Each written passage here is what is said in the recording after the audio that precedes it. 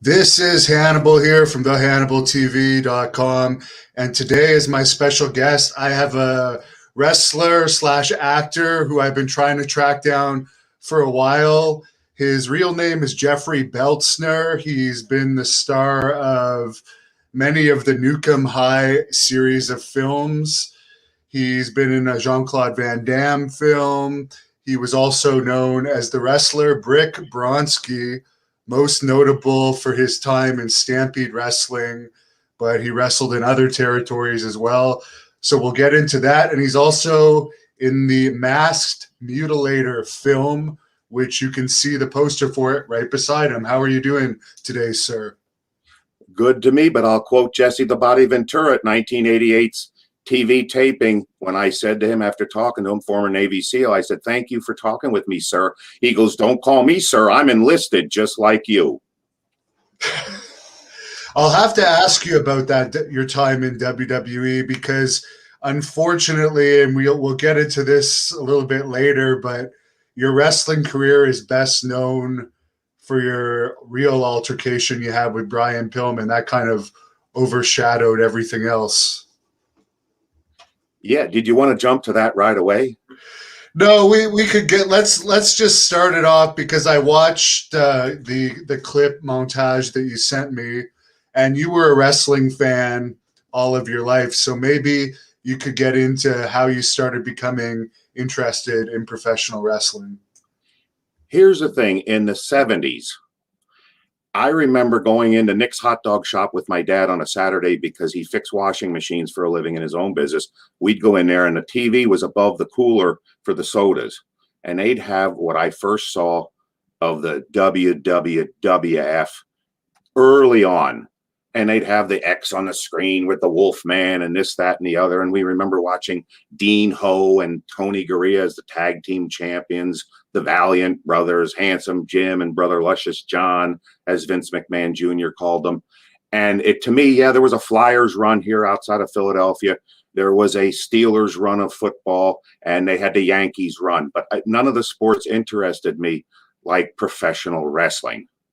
There was no Saturday that I didn't go by. Heck, I'd go up at midnight to get the antenna to tune in to the wrestling. IWA and WOR carried it out of New York, which was a championship wrestling from that you'd see ahead of time. Channel 48 out of Philadelphia, Burlington, I don't know that they're around anymore, would show Georgia championship wrestling. Couldn't get enough of wrestling. Got the wrestling magazines and such. Well, we never, in Allentown growing up with my dad, was in the Coast Guard in World War II. We never went to movies. We never went to the bowling alley, but he took us to see professional wrestling, the TV tapings at the Agricultural Hall in Allentown. It was every 3 weeks on a Tuesday, and it would be 8, sometimes to 11. They'd get 3 hours in. You paid $3, and you'd go and watch the wrestling because my dad liked professional wrestling. And he would drop me and my brother off. He'd either stay with us, and then he couldn't stand the smoke, the cigarette smoke inside. So as we got a couple years older, 8th, 9th grade, he'd just drop us off and come back and pick us up. But that's where I walked through the first time. We were a little late. It was summer, and it was Superstar. It was Swede Hansen against Charlie Brown. And I walked in and kind of had an idea that was like, hey, nobody's really killing each other. But when I saw this match, I just looked, my jaw dropped. I was like, oh my God, this is bad. And you came to get to know it, and they were smart enough to put the dark match, because it was all squash matches. They'd put the dark match on at the end to make people stay. And then you'd have how many times I've seen the Iron Sheik wrestle Bob Backlund, and the punches were missing by this much.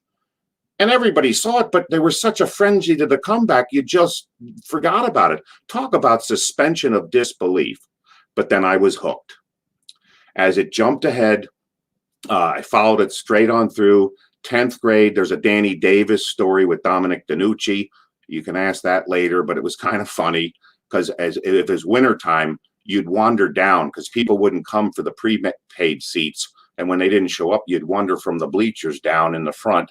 And I'd be second, third row, just looking to see on Saturday how big I looked on the camera. We're talking 9th, 10th grade when you get into weight training and stuff.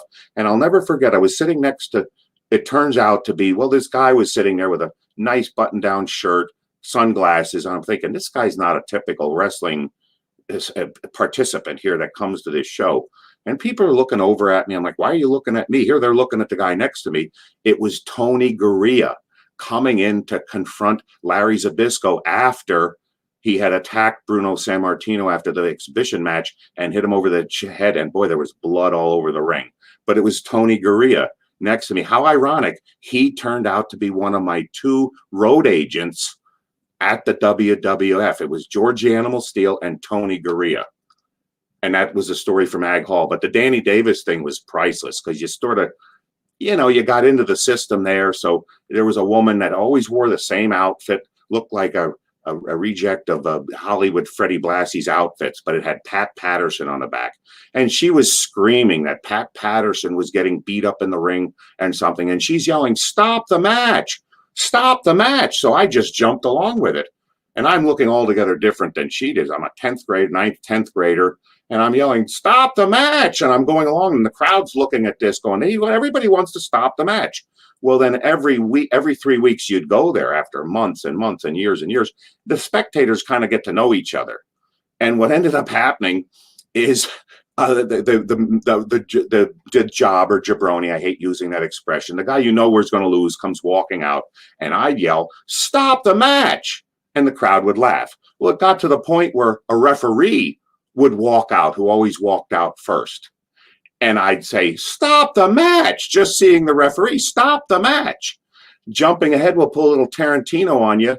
There was an incident where Vince McMahon would come out and they would talk where the audience couldn't hear it, but was for the setup before the matches start on a TV. And he's on there and he didn't even start talking. And some ass yelled, "Cut the shit, McMahon." Years later, the Tarantino part of this is I'm in the dressing room at the TV taping somewhere in '89. It's Pat Patterson, Vince McMahon, and myself. And I said, "Look, Mr. McMahon," I called him Mr. McMahon way before he was Mr. McMahon. But, "Oh, please, Jeff, call me Vince, call me Vince." And I said to him, "Look, I'm a mark for this business because I'd be showing up at TV tapings and not even being used. And I had already an offer to go to Japan. Shohei Baba, by the way. Anyway, I said to him, "Mr. McMahon, do you remember at Ag Hall when you would come out in that yellow jacket and you're talking into the mic and some ass yelled, 'Cut the shit, McMahon'? The whole audience laughed and so did you. Do you remember that?" He goes, "Yes, I do, Jeff." I go, "Mr. McMahon, I was that ass." He laughed accordingly. You knew he had a good sense of humor. But the Danny Davis story, because there's a Tarantino to that too, because he was Andre the Giant's valet in a real sense, made sure that Andre got wherever he needed to go in the airplane, because I was the opening match with Barry Horowitz, and what's his name was Big John Studd against Andre as a babyface was the main event. So when people say, "Did you ever meet Andre the Giant?" Shit, I showered with him every night. But the key is, Danny Davis made a crack one time to me, saying, because I got motion sickness very easy, and they upgraded me for whatever reason. I was in first class with Andre and Danny Davis, and when I woke up, I just had to stay asleep because I get motion sickness. And Danny Davis quips, QUIPS, quips, "Yeah, how about the new guy? He gets upgraded to first class and he sleeps through it." I didn't have the nerve to tell him, "Hey, back at Ag Hall, as a 10th grader, I kept rousting him as a referee when he came out. I'd say, "Danny Davis, I'm going to break your back." They used to do this. "I'm going to break your back." At first, he started laughing. And then at one point, Dominic DeNucci came out, and Dominic's leaning over the rope, and he's trying to taunt me with Dominic looking at me. I didn't break the act up from my end to say, "Here, I says, not you, Dominic, not you, but that guy next to you, Danny Davis, I'm going to break his back. I'm going to break his back." Like I'm a lunatic. Today, they'd call the police on you. Dominic didn't move it any further. But after that, I kept yelling at Danny Davis, "I'm going to break your back." He never pursued it, never called the police. He never found out that I'm not really crazy. I was working him. Didn't have the chance to tell him anything after that. So I let his joke go about, hey, how about the new guy? He falls asleep in first class. That's the whole incident at the Ag Hall. Loved it.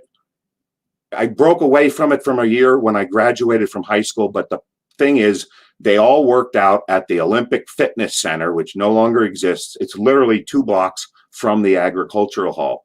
That's why a lot of the wrestlers were settled there. Dwayne "The Rock" Johnson went to Freedom High School because his dad settled there. Got the privilege of working out with Rocky Johnson. Don Morocco didn't work out with Paul Orndorff, but he was at the gym. The Samoans were at the gym. What I found striking to me at that time, when Don Morocco comes and says, I'd like to work in with you, and we're doing long rows, which I had a good back and I was strong. Is this a bodybuilding gym, a powerlifting? I says, well, I powerlifted in high school.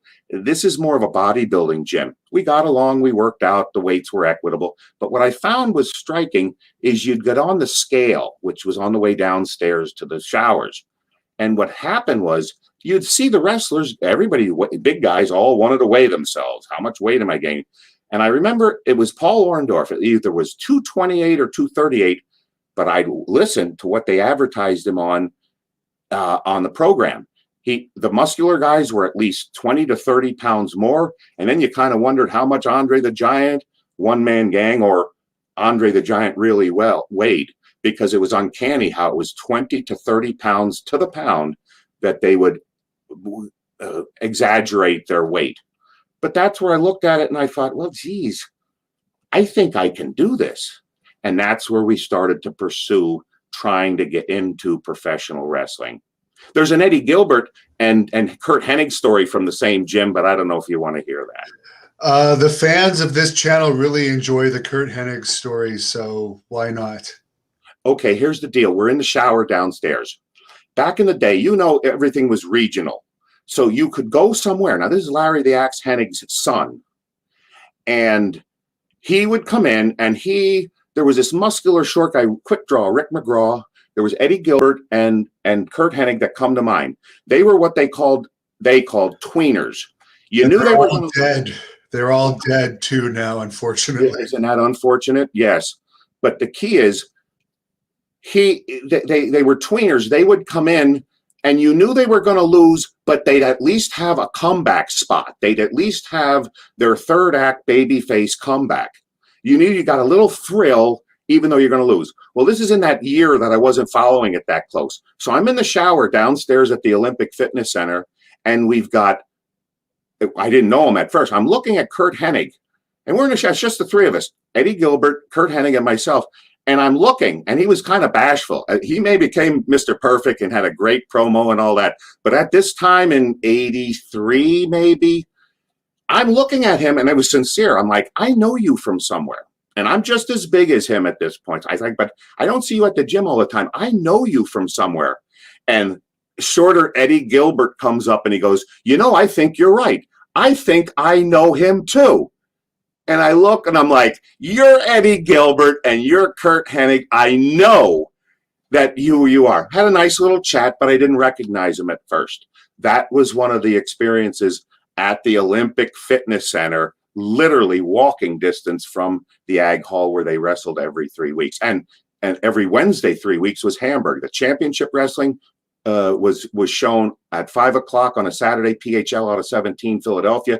And the other one was 29 at 1 o'clock, which was a Hamburg All-Star show.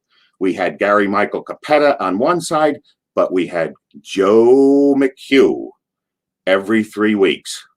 And that's where I literally was there to see Hulk Hogan's debut. The guy has a lot of back hair and front hair that was shaved out as a clover leaf on front and back. And nobody knows how much money he spent. It's good he won the case and everything, because he spent a lot of money on whatever they call that, defoliating or razor blades and stuff. But yeah, I was there for that, and Bruno, and the first Piper's Pit with the Jimmy Snuka thing at the angle there. But yeah, that was a great experience. So again, in real estate, location, location, location. If I wasn't there, I don't know how I would have pursued it any further, but I can say this. Nobody, and I want to keep everything positive on this interview, nobody helped us from Allentown. We went to a show at the, it wasn't Ag Hall, but in the fairgrounds. It was an outdoor show. It was an NWA. I don't know if it was Jim Crockett, but it was NWA. We saw Abdullah the Butcher against Dusty Rhodes, Superstar Billy Graham with the karate gimmick. We were really there to break into the business. The local promoter said, well, you can, get a hold of Gene Anderson down in Charlotte. Maybe they'll take you down there, beat you up a little bit. Sorry, Tito Santana, your daughter's getting a big push. But it wasn't to detract us from like helping us. It was just like, oh, there's no way I can do anything when we go to a spot show at Allentown. What we did was we ended up sending out a couple pictures, and it ended up the one person that helped us. We ended up with a bunch of addresses, wrestling schools sent back here. We need your $3,000. We sent out, and it was Che N. Lowe, editor of Wrestling Eye. You think Aptors mags are gone. This guy, I don't know, Wrestling Eye, Wrestling Digest, something like that. And he sent out what would be considered a facsimile today. There was no fax machines to my knowledge then. He sent us a copy of the letter we sent and the letter he sent back in the mail that he sent to Brad Rangens. Brad Rangens running the Vern Gagne AWA school, and the guy in Jersey, the pretty Joe McHugh, the pretty boy, Larry Sharp. Well, we went because they both called us, not just sent letters back. We flew out, first time I was on a plane, to Minnesota, met with Brad Rangens, went through the whole tryout. It was just with him and Scott Ledoux. We went through the whole thing in the ring, and then Scott Ledoux takes us out for a run in this beautiful Minneapolis summer sun. Ledoux comes back, may he rest in peace, and says to Brad, oh, these guys, I was running backwards and outrunning them. He goes, yeah, but Scott, I ran them through the ringer before you took them out running. Well, he invited us out, explained the deal, everything we should do, and so forth. Well, it ended up, we did drive down to see, because he called Larry Sharp, and Larry Sharp said, I said, well, Brad's offering us something to stay up here. He goes, well, he's in an airplane hangar. He says, well, you could take a cot over here. There's some showers in the back. Well, it was too far of a drive to South Jersey. And come on, you got Larry Sharp versus Brad Rangens, an Olympic champion in his house. He's got a picture shaking Jimmy Carter's hand hanging in his picture because he would have won the Pan Am Games and the Greco-Roman Olympics. He placed high in 76, but they boycotted that year. Hence the picture of him with Jimmy Carter, President Carter, on the picture in the kitchen. So we got to stay with him and go through the wrestling school. That was 1986. That's where we broke in. At that point, when we get there, he had a universal gym and a bench press. There's another story where Leon White, may he rest in peace, would come in there, do the bench press for free while the camp's going on. He put the hat down, and there was a guy there who brought a dog, a Rottweiler, and the dog peed on Leon White's hat. And I'm looking at this big guy that played with the LA Rams and from Colorado, went on to be Vader. And I'm thinking, he's here for cheap. But boy, I think what money he saved on the gym membership would have to be paid to clean the hat.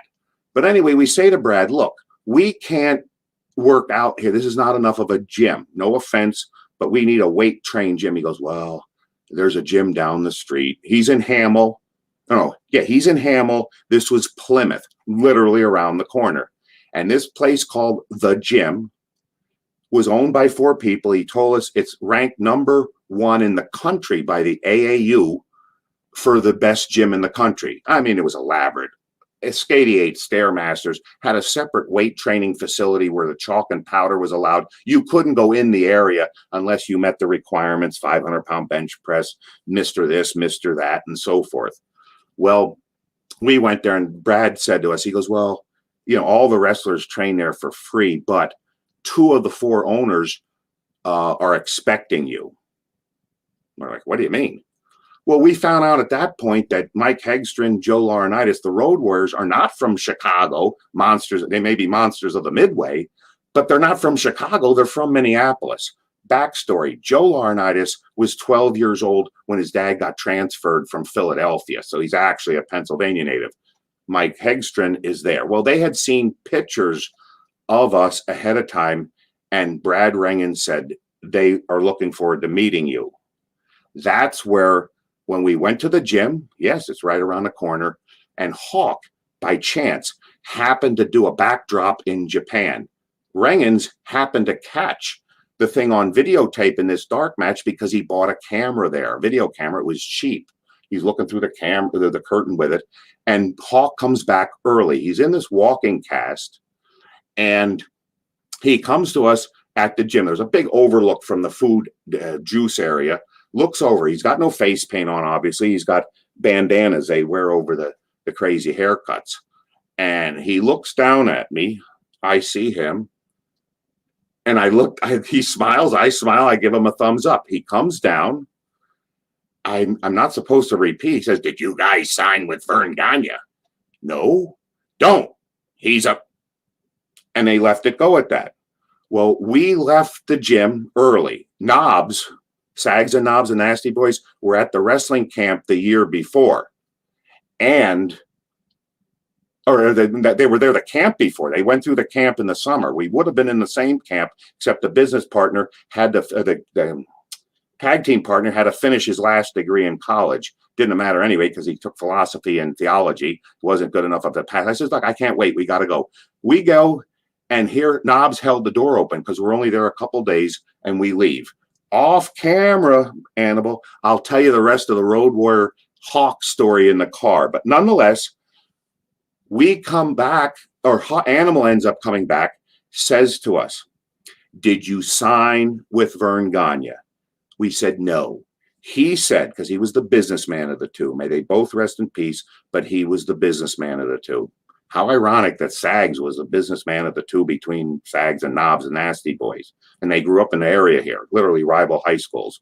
Brian Yandrizovitz and Jerome Saganovich, Knobs and Sags accordingly. Point is, Animal says, "Don't sign with Vern Gagne. We want you to meet Dusty Rhodes, the booker for the NWA." In the meantime, and I don't know if you heard all this of what was sent over, we're finishing up the school. We got there 2 weeks late. We left 2 weeks early. I will say, when they talk about kayfabe and keeping things a secret, when we went through this camp, they did not tell you that this was nothing like that. He wrote out a high spot at the end, which was your graduation. If you can do the leapfrog, hip toss, drop down, blah, blah, blah, here's what you need to know. But he would tell everybody, Brad told us this isn't how it is in the ring. This is just practice. But when we left, we got there 2 weeks late. We left 2 weeks early. But what Brad Rengen said, which is an apropos analogy to the business when people talk about, well, isn't all that fake? And that.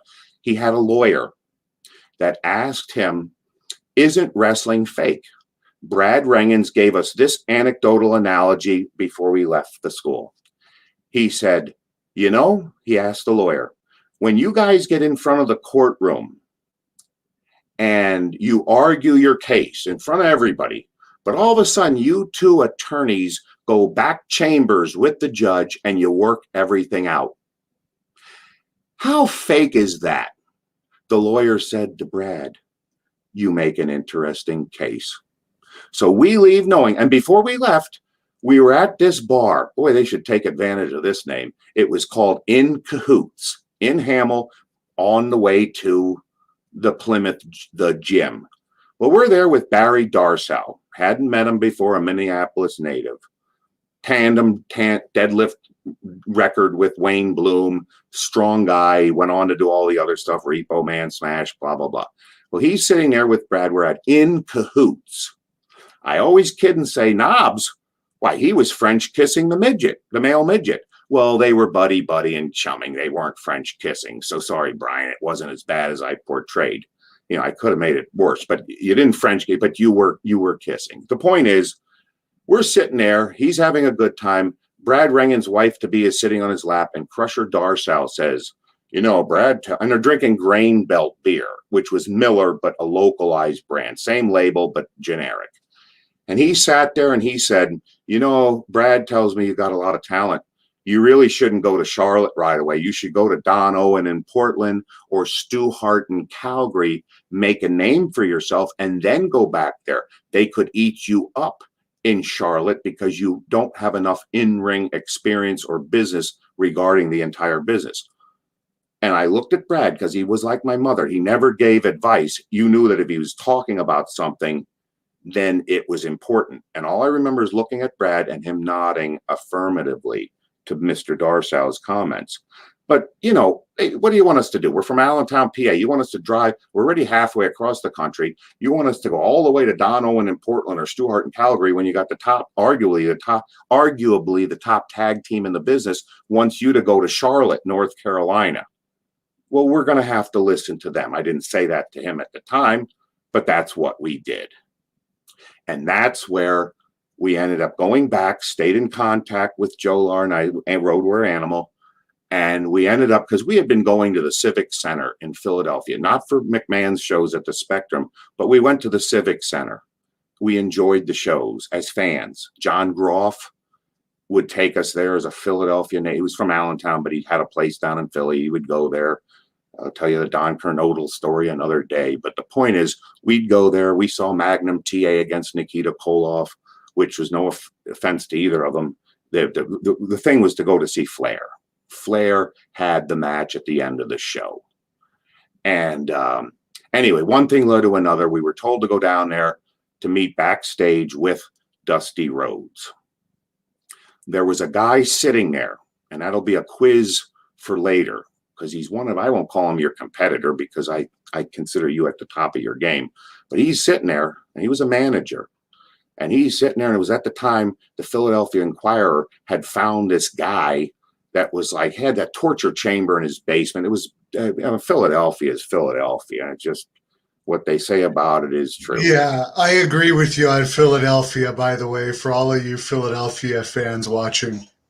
So what I'm saying is he's sitting there. He goes, oh my, now if I give his accent away, that's going to give away my whole damn lead up to, if you remember the person, what was it? Because you're a broadcaster. Do you remember the guy? He'd be Paul Harvey. He'd do a thing early in the day on talk radio, and then he'd do at the end the rest of the story. Well, here's my variation of the rest of the story. This guy is sitting there, and as soon as I do his accent, you're going to know who he is, but don't guess right away. So he's looking at this. He goes, leave it to Philadelphia's newspaper to put a full blueprint in the newspaper. This is backstage. Leave it to Philadelphia to put the whole damn blueprints for a torture chamber in the newspaper so you can all build your own torture chamber. And I thought, okay, you're making fun of Philly, and it was stupid on the Philadelphia news. All right, we know it's Cornette now. Oh, for goodness sake. My next Cornette story, you ruined the thing, but here I'm going to close on this because I have information. I have something you need to know. So we're down at a promo in Charlotte, or he's doing promos. We're at the TV thing. Why is it AWA, NWA? Hell, they had these damn long trailers.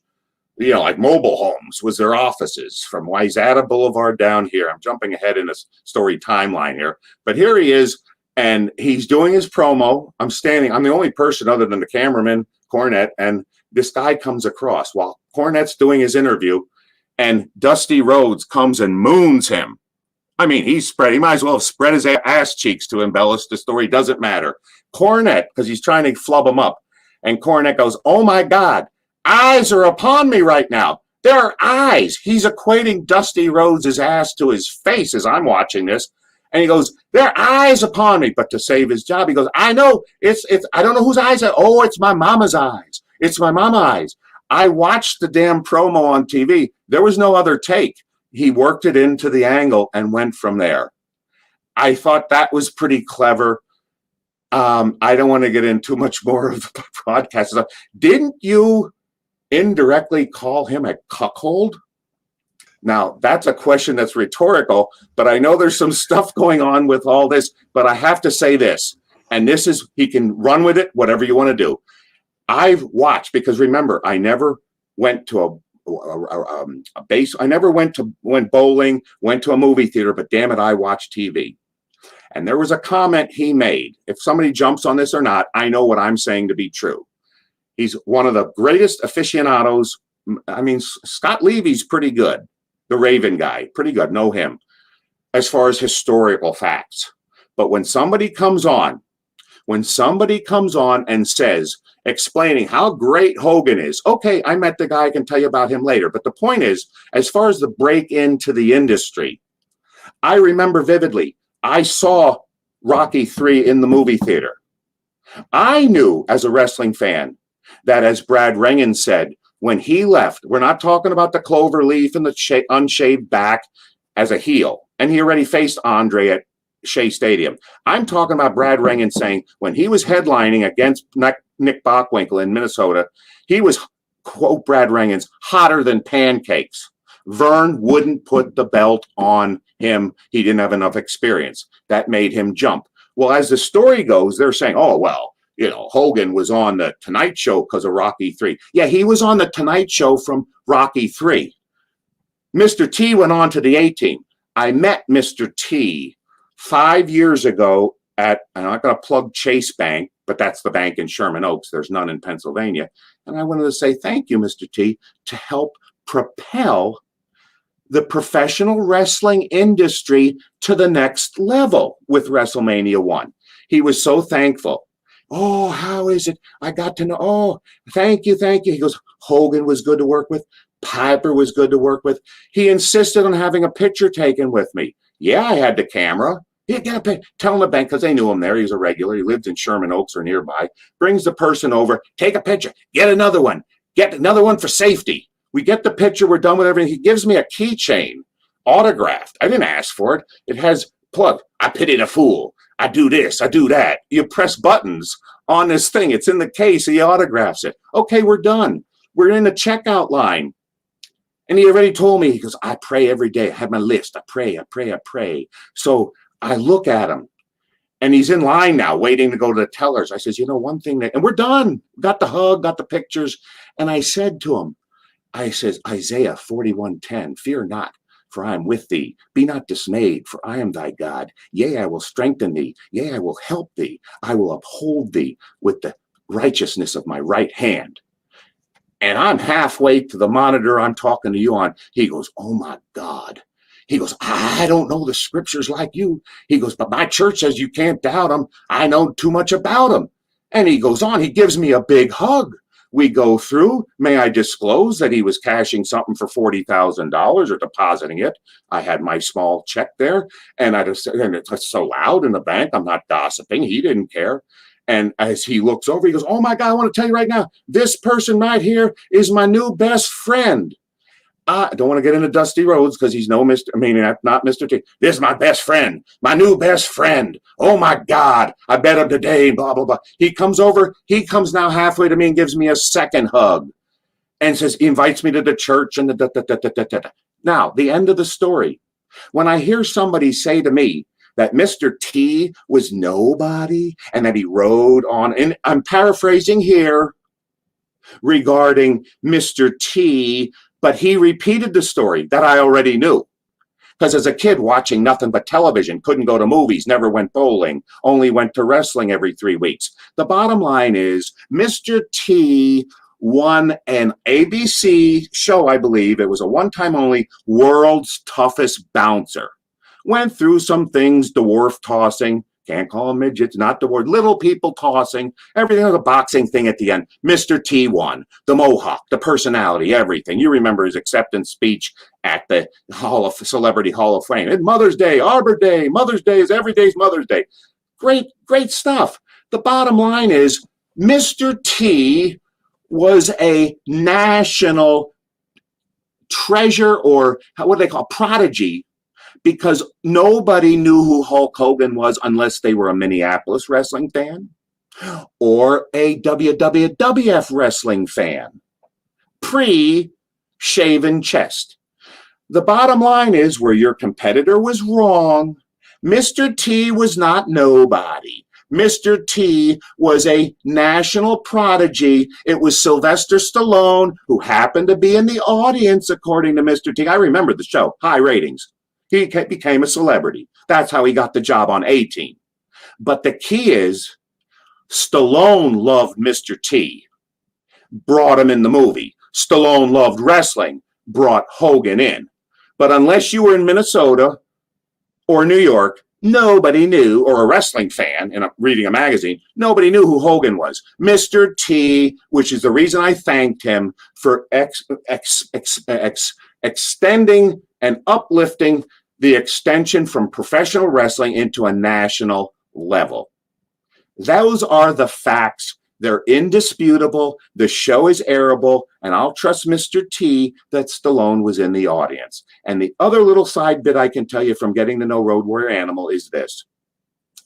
When Animal, I'm not saying he interviewed to do Dolph Lundgren's role, but he was in Stallone's office for a reason.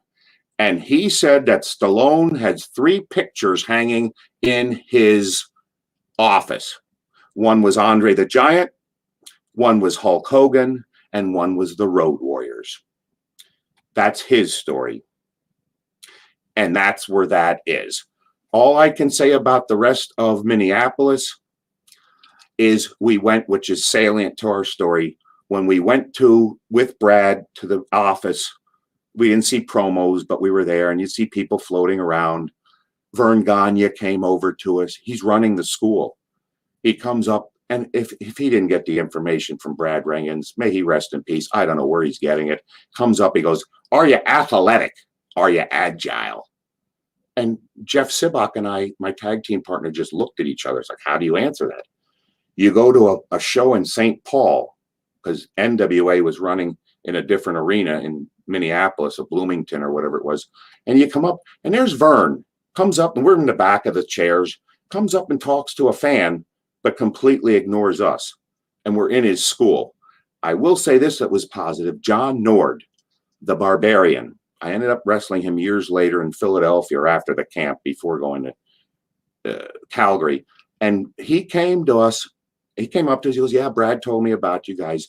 He goes, "My only advice to you." Now, this is 1986, John Nord working for Vern Gagne. He says, "My only advice to you is, don't be a troublemaker. I know I am one. It doesn't get you anywhere." And that stuck with us. I think that's pretty much all. Oh, the last story that I get a To kick this out of. day, he's still a troublemaker, though. I have to throw in there. Yes, that's the irony. And the other 2 things were when we went in the wrestling camp, there was one person there of note, because there was people there training to be referees and so forth. So they're not bigger people. Well, me and the tag team partner, Jeff Sebak, we were pretty big guys. And there was a wrestler there, a young wrestler called Paul Noy, N-E-U, German for new. He went on to be PN News. He was like one of the first people I'd ever seen that actually had a manager. I forget his name, but there was somebody there that sponsored him. Well, the thing is, he was over 400 pounds, some national champion wrestler, amateur. But, if you're big enough, they don't have that. I'm not going to disparage everybody that's an amateur wrestler at that weight. But it's really just how big, and if you get some physics, you can handle them and so forth. Well, Sibok and I were the only ones in the camp that could body slam PN News, Paul Noy. Well, what they had taught us was that how the ring was built. How these guys take bumps on the apron is beyond me. It's like, you're not supposed to do that. They'd say that little thing, that big thing in the middle, don't slam them in the middle of the ring. There's soft spot or sweet spots, they called them, that were around it. Well, Brad happened to be in Japan. And what ended up happening is we were the only 2 that could body slam him. Well, we didn't do it on purpose, Brad, if you're still out there. But what we did was we body slammed him in a sweet spot. That was easy. But then the other person body slammed him in the same soft spot or sweet spot, and it broke Rangen's 2x4s in his ring. So when he came back from Japan, he found that the ring was busted. Again, he has nobody to blame than himself, because I'll tell you, everybody was slamming everybody. Just if you could lift them up, toss them. Well, the first time Brad Rangen's body slammed me, I thought I lost my tongue, or swallowed my tongue. He literally slammed me through the mat. But the better story, because Brad was in Japan, this is a 3-hour cardiovascular rip roar of exercise from 8 o'clock, and it ended at 11. Well, at the end, you do real collar and elbow hookups, tie-ups for the Greco-Roman stuff, for real. Just as Brad did with us when we went for the tryouts, and pummeling. Well, the key is at the end, everybody's tired out because Brad knew when people were tired, you need to knock off, get done. Well, Brian and Sags, Knobs in particular, was in charge while he was away because they lived in the house. They had a permanent residency downstairs in Brad Rangan's home, along with 2 girls and another guy that was a cameraman or something for Vern. Well, what they did was he was out there monitoring. Well, we were taking it easy. I mean, I'm doing collar and elbow hookups with guys that are like 100 pounds lighter. And Knobs says to me outside the ring, "Hey, you guys are dancing." And we were.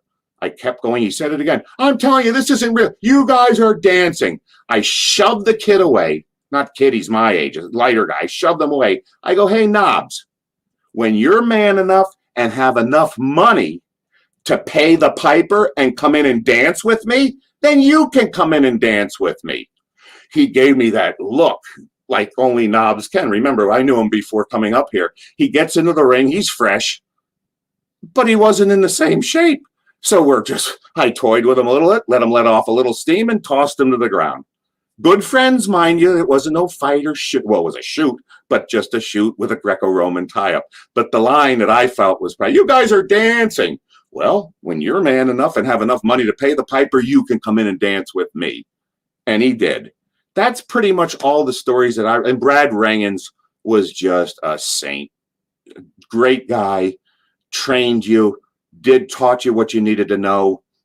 And we went from there. But that was the experience in Minnesota. But like I said, we were then offered to go down to, Jim Crockett Promotions, which we went down a couple times. I think you may find these stories interesting. We'd go down to the Civic Center. That's where I was backstage with Jim Cornette, just hearing him talk. But we ended up, and we were driving dusty roads to the airport. And that's back when you had the Cessna in the back. You didn't have to go through customs or TSA or anything like that. Well, as we're driving, we got Nikita Koloff in the front seat. We're doing our thing that we should do to be nice and work your way into the system. I'm only 22 years old. And we're rounding the turns to go back. They're in the back of the airport to the Cessna. And here we're in the car. We got Dust. I'm in the back. Sibat's driving. Got Nikita Koloff in the front seat. I'm in the back. Barry Windham is in the middle. And you got Dusty Rhodes on the right side. Now, everybody's trying to do the right thing. Barry was in. Nikita was in. We're trying to get in, even if we had the Road Warriors on there. So the key is we're driving along and the radio's playing. And this long-winded guitar intro from Eddie Van Halen, may he rest in peace, doing the Pretty Woman song. But it's if you don't know, you may hear Roy Orbison all your life, but you hear the opening this, and this had nothing to do with Pretty Woman. Well, the song's playing, this squealing guitar, and there's a hush over the car, like, oh my God, he's not going to like this. And Rhodes says, and I'm speeding it up, "Oh my God." No, he says, it's the next comment. He goes verbatim, "What in the hell kind of music are you boys listening to?" And just like that, it goes from the guitar intro to the actual song. And Barry Windham goes, "Well, that's Roy Orbison dust." And Rhodes goes, "Oh, I like that song." Okay, we get to the airport because we're late now. We go around a thing. The tires are squealing. And here again, you hear the tires squealing. It's like we got the older legend in the car, like, oh my God, what's going to happen? And all of a sudden, there's again a hush in the car within minutes of the Van Halen thing, because it's not that far of a trip to the airport from the Civic Center. And he goes, as the tires are squealing, he goes, "Oh my God, he's going to turn it over." Everybody laughs. Of course, Nikita Koloff laughs louder than everybody else. We get to the damn Cessna car, and Rhodes says, "If I was a rookie or a couple of wannabe rookies, I'd make sure that there is a country music station on the radio and a couple of 6-packs for the boys." Okay, next month we go down. There's still Nikita Koloff. We take Rhodes to the airport. There's no Barry Windham. We put the country music song on the radio. He says to us before we take him to the airport, "Road Warrior Animal wants me to work you into things here." and I want you to get down to Charlotte ahead of time. You're going to work with Gene Anderson and Nelson Royale. Oh, he said it's Royal, not Royale. And when we went to the airport, there was no accent on Dusty Rhodes. He was strictly business. Again, no Barry Windham, but Nikita Koloff. We had the country music station on. We did get him a couple 6-packs. I forget the beer. They were in bottles. We pulled up. He refused to take the beers. So again, I'm 22 years old. Somebody asked you to do something. I paid for this. I don't drink beer. And I got out of the car. And I remember he was already on the plane. I just leaned up, didn't have to walk up the steps. And I put the 6-packs on the plane for them. And that was it. We ended up going down to Charlotte. And where it came from there, how ironic. We didn't know where we're staying. We're just moving to Charlotte, 8 hours south of Allentown. Wouldn't you know, Becky Wentz, my girlfriend, there's a picture of her somewhere I'd like to pull up at some point because it wasn't included in your streams. And she's responsible as much as I am for everything that happened in Calgary, but we're still in Philadelphia, or done with Charlotte shortly here. So what ended up happening, we end up going down there, and how ironic, her father was best friends with the sheriff of Lehigh County, Ron Niemeyer. His son, Glenn Niemeyer, was a Charlotte police officer. He had a complex for us to move into. So we knew exactly to the address where we were moving in. Wouldn't you know, when we get there, that a person that I got to know down there, before he was Jonathan Holliday, was rooming with Johnny Ace, John Laurinaitis, Road Warrior Animal's brother. So we got to know them. I remember the story and we went to Nelson's thing up there, and a side story again about Dusty Rhodes and John Laurinaitis, because John may not even know this. We were up at the camp, and Dusty Rhodes made an occasional guest appearance. And I overhear him, not eavesdropping. He's in the ring. I just had 2 ears, 1 mouth. You may think otherwise now, but 2 ears, 1 mouth, you do more listening than talking. And in this case, I was listening. And I hear Rhodes tell Nelson, or whoever, maybe Gene Anderson, what we got to do, referring to John Laurinaitis, we got to get that Honeywell out of his system. He got too much of that Honeywell. You know, the people that make the thermostats, big corporation, whatever. We got to get that Honeywell out of his system. How ironic that Johnny Ace goes from the Dynamic Dudes, becomes a lead guy as a wrestler in Japan, popular with those 6-mans, but he gets the book for Shohei Baba. Shohei Baba, he gets done there. He goes to work in New York as an agent. And from what I heard, he's back now as an, I don't care, agent, talent relations, whatever you want. It's people power. John Laurinaitis. So one where, as talented as Mr. Rhodes was, he couldn't get that Honeywell out of his system.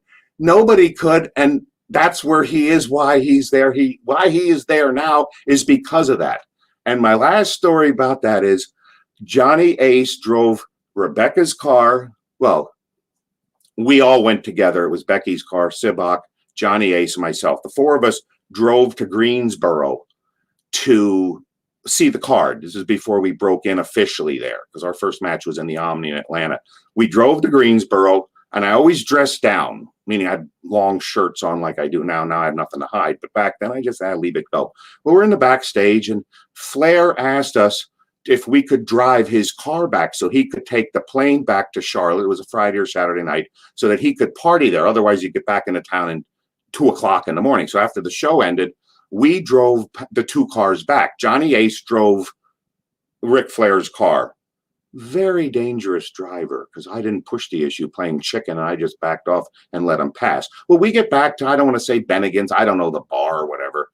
Flair was very appreciative of us bringing his car back so he could party that night. It was a wonderful show, and we ended up where we get to the bar. He buys us beers. I'll never forget. You know, a case of beer used to be 24 bottles. There was these Miller Genuine Drafts on the counter, open, but nobody's touching them. 3 rounds of 8 beers apiece when the place closed, and we're like, we're out of here. But Flair was a gentleman, a class act, appreciated what we had done, and so forth. The end of the story, as far as Charlotte, the opening match we had for me and Sibach, we went against the New Breed in the Omni in Atlanta. It was May 2nd or 3rd. I just turned 23. And we came back out for a lumberjack match. And I'm standing next to, and there's a bunch of people in the place, 10, 12, 13, whatever the gate was, or the crowd. And I'm standing next to Baron von Raschke, whom I met with Wahoo McDaniel at a restaurant when Road Warrior Animal took us out to eat back in Minneapolis. So I'm standing next to the Baron. The main event is Jimmy Garvin against Ric Flair. And I'm standing like right where I am now, as if the ring post was up here, and they're chopping the hell out of each other. And I'm looking at this, chop, chop, chop, chop, chop. And Baron von Raschke leans in and he goes, "So you still want to be a wrestler, kid?" And we followed through and everything. We ended up leaving Charlotte because the real story, there was two Jeffs. They turned Beltzner into Belk, which was some like Wanamaker's department store, and Sibok became Samson. So you got the two Jeffs. We were both named the same. And he was going out with Nikita Koloff's ex-girlfriend, which down there, if you lived together, a wife, a girlfriend, it didn't matter. It was like a taboo. You didn't go out with an ex-wrestler's thing, ex. And I get that. But he said, "I'm not going to be told who I can date and who I can't date." Well, the proverbial straw that broke the camel's back is, and to not run up the mileage on Becky's new car, we rented a car. We did not make it to Raleigh, Durham, maybe. And we were on the side of the road. It's the first time AAA never responded. And my girlfriend's father worked for the damn place. I don't know if it was a Yankee accent. I can say this. I don't know if they're still fighting the war, but when we went down there in the apartment complex, the manager of the place goes, "You know the difference between and we were getting along with him. You know the difference between a Yankee and a damn Yankee? No. One that comes to visit and one that comes to stay." Well, AAA never showed up. The farmer helped us going back and forth from the farm. There's no cell phones. This car's tire was rusted fast, as if it was in a ditch or something. When we didn't make it to the thing, they didn't fire us or anything, but we were supposed to go over against the Thunderfoot 1 and 2, whoever that was. And we never make it. When we got back to the farm, they said, "Just go home. You ain't going to make it in time." And we had been on the road for several weeks, different things. I wrestled Nelson Royale. He had wrestled some people, a bunch of spot shows and everything. I mentioned the Omni in Atlanta. We were in Chattanooga. We're Road Warrior Animal. Watched the match. He goes, "Oh, let him wait. I want to see the match." He goes, "Don't sell so much. Just register it. Don't sell it. You're too big to whatever." Gave all the advice. But at that point, I just went in out of courtesy because everything really, I think it was part of the fact that Dusty Rhodes resented new big muscle heads coming through without paying their dues, so to speak. I mean, you didn't go to another territory, do jobs on local TV and come back. We were thrust in. I mean, our first match is in the Omni in Atlanta. And to make a long story short, he resented that. There was too much of a history of, not to disrespect Tom Cassett, T.J. Khan, or Terry Sapinski, the warlord. They were big guys that they were hard to deal with. Nikita Koloff, Scott Simpson made the exception to things and got in there. But the point is, Rhodes resented that. He didn't want that.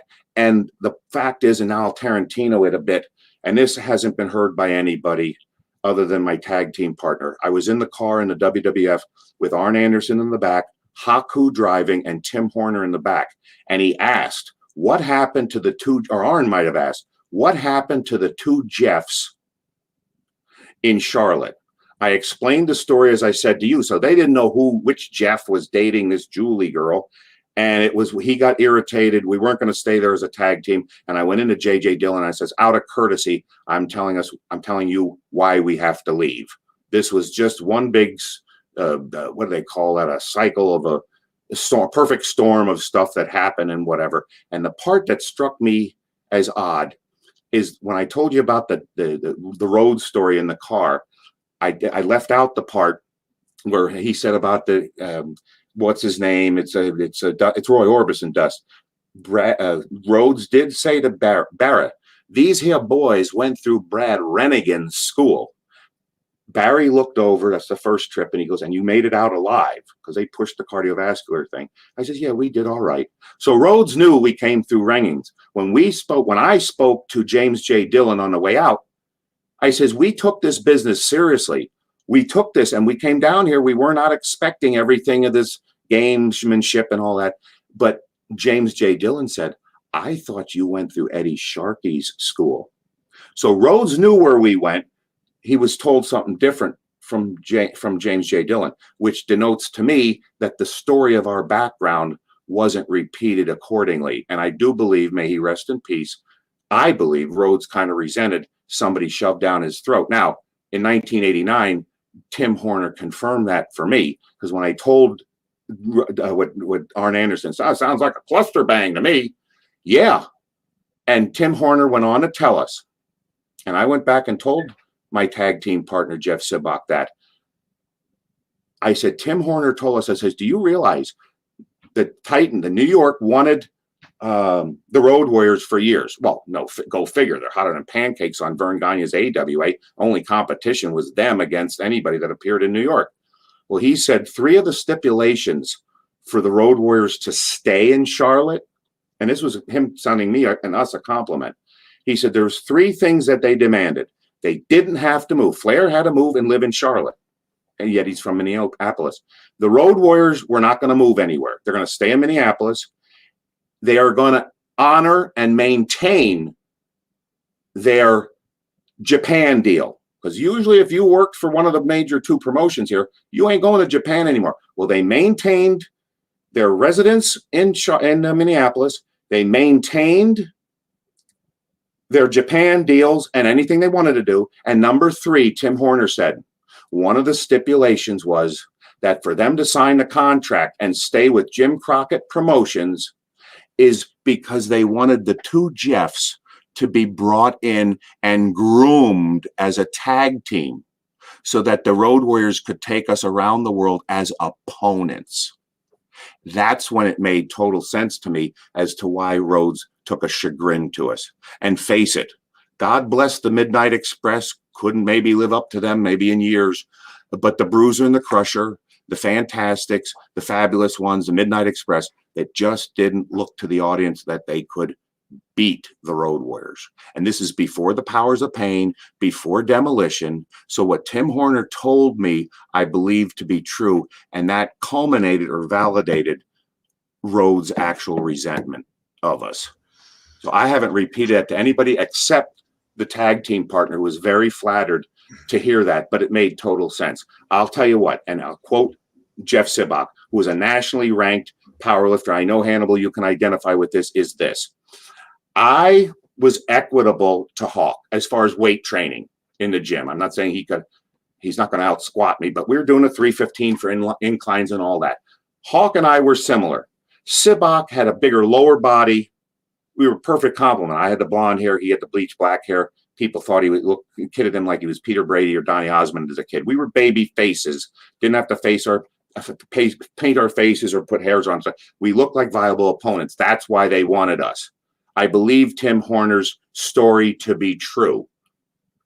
But the key is, after it was all said and done, and one of my biggest regrets, if you ever ask it at the end of the interview, because I've seen enough of your thing, one of the biggest regrets is I never did thank, because I went on from there, obviously, never did see Joe Laurinaitis again after that night in Chattanooga, Tennessee, May 4th of 87 or something like that, because whatever the reason, they went out of their way, and I think it was to better the business.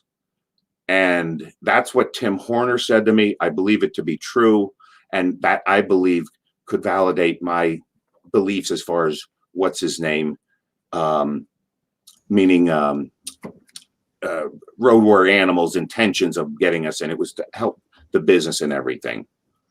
And he did do that with Warlord. Warlord was a Minnesota guy that he had trained just to be a future opponent.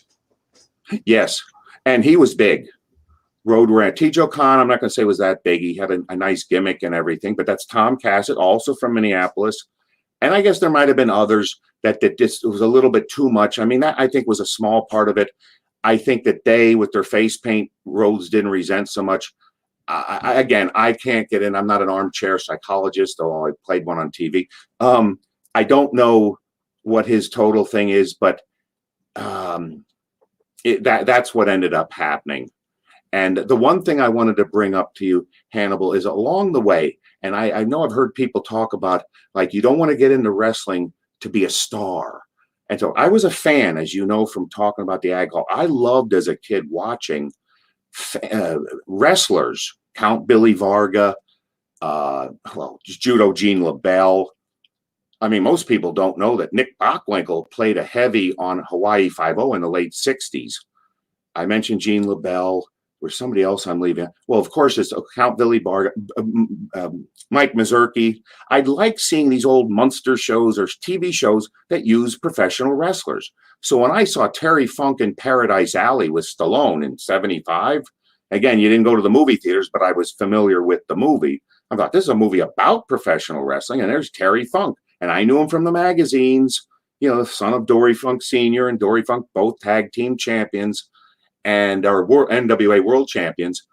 And from there, I was always interested of wrestlers that could work their way into movies or entertainment in general. I mean, Don Morocco was on an episode of some soap opera in the early 80s.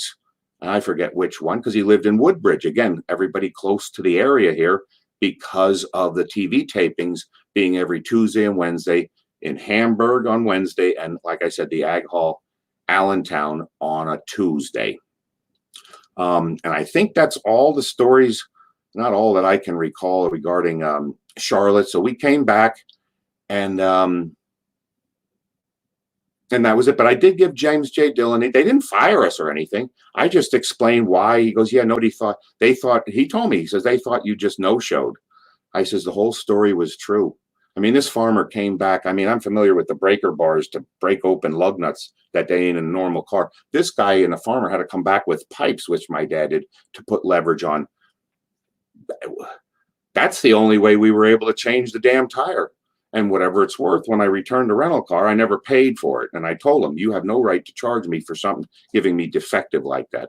But that's why we left. We ended up leaving the territory after being down there. That's Charlotte, and that's Vern Gagne's before that. What was the pay like as a lower card guy there in those days? It was surprising. It was a couple $100, up to $400. A night or a week? A night. No, a night. Oh, wow.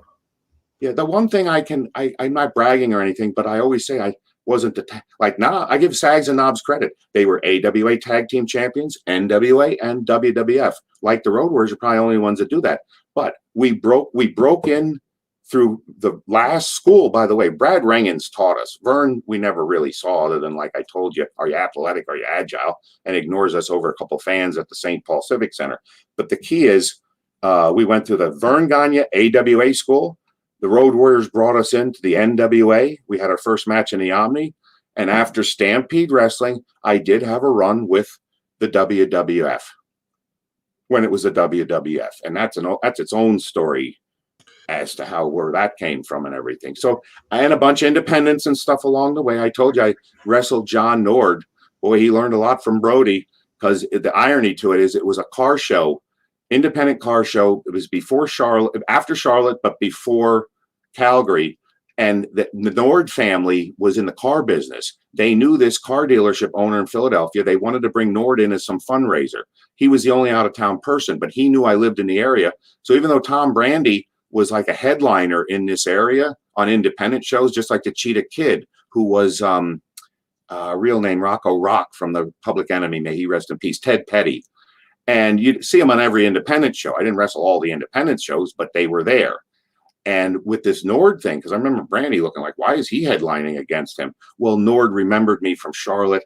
I had a match with him headlining against Nord. You can't see it anymore, but when I came out of it, there was it was plywood against the ring, and it was a rough match. I won by a DQ, but you could still see the divot on my left leg from where I was up against, and a chair or table came across me. He didn't do it on purpose, but my leg jammed into this crappy ring's plywood, and it made a divot on there. But he was perfect to work with. The same guy that said, don't be a troublemaker. I know I was one. It doesn't get you anywhere. But I did wrestle John Nord in Philadelphia. He was stiff, but how many people back then weren't stiff? But that's the whole connection there before we get into the Calgary situation. Yeah, I'm going to guess you weren't making $200 to $400 a night in Calgary. they were not known for paying the best in those days. Here's my ahead of time story. Because first of all, it was, Barry Darsow said, you guys have talent. Go somewhere like Don Owen in Portland, Stuart in Calgary. We were given a list of 12 numbers from Brad Rangens, from Continental, Don Owen, Stu Hart. But as we got out of the wrestling camp, every business was either folding or getting bought up by other people.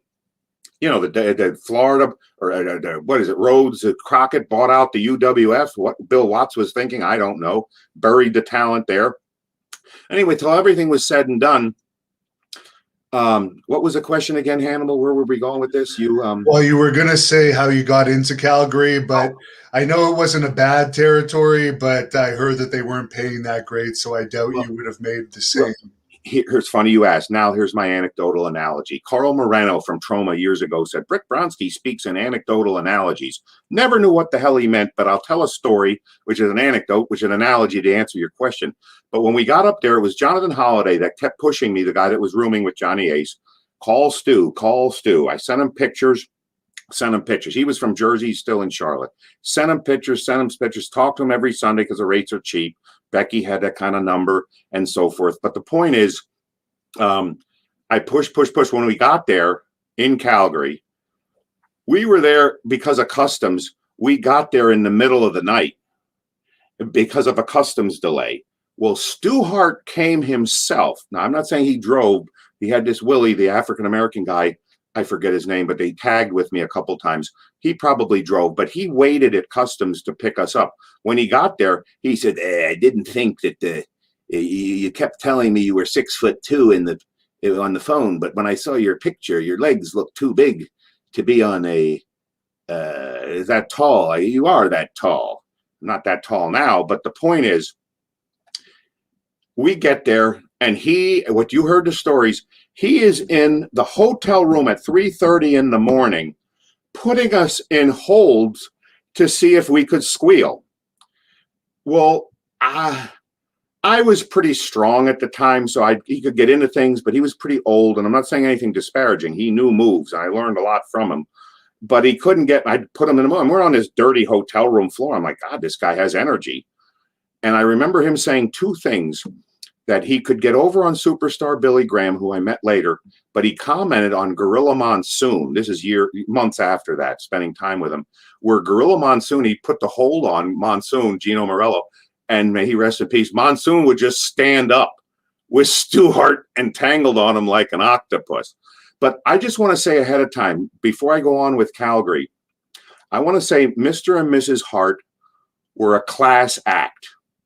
We came to this territory, it was a house or a home divided. You had half the family supporting Mr. and Mrs. Hart, the parents, and I won't say half or which numbers were which numbers, but there was turmoil there from a business standpoint. I want to say the Harts, Mr. and Mrs. Hart, were a class act. The one thing I want to get out of the way that is important to me, I hear the stories because we were there for all the weeks of like every Sunday, because we had Sundays off. Friday was Calgary, Saturday was Edmonton, and Sunday, if you were so, I'm not saying I was privileged, but if they liked you, you went to Sunday dinner. Well, this house that your cohorts, I would like to see in the middle, saw Bret Hart outside the house. I would like to see in the inside of the house. Well, one of the rooms had pictures of every one of the children at a certain age.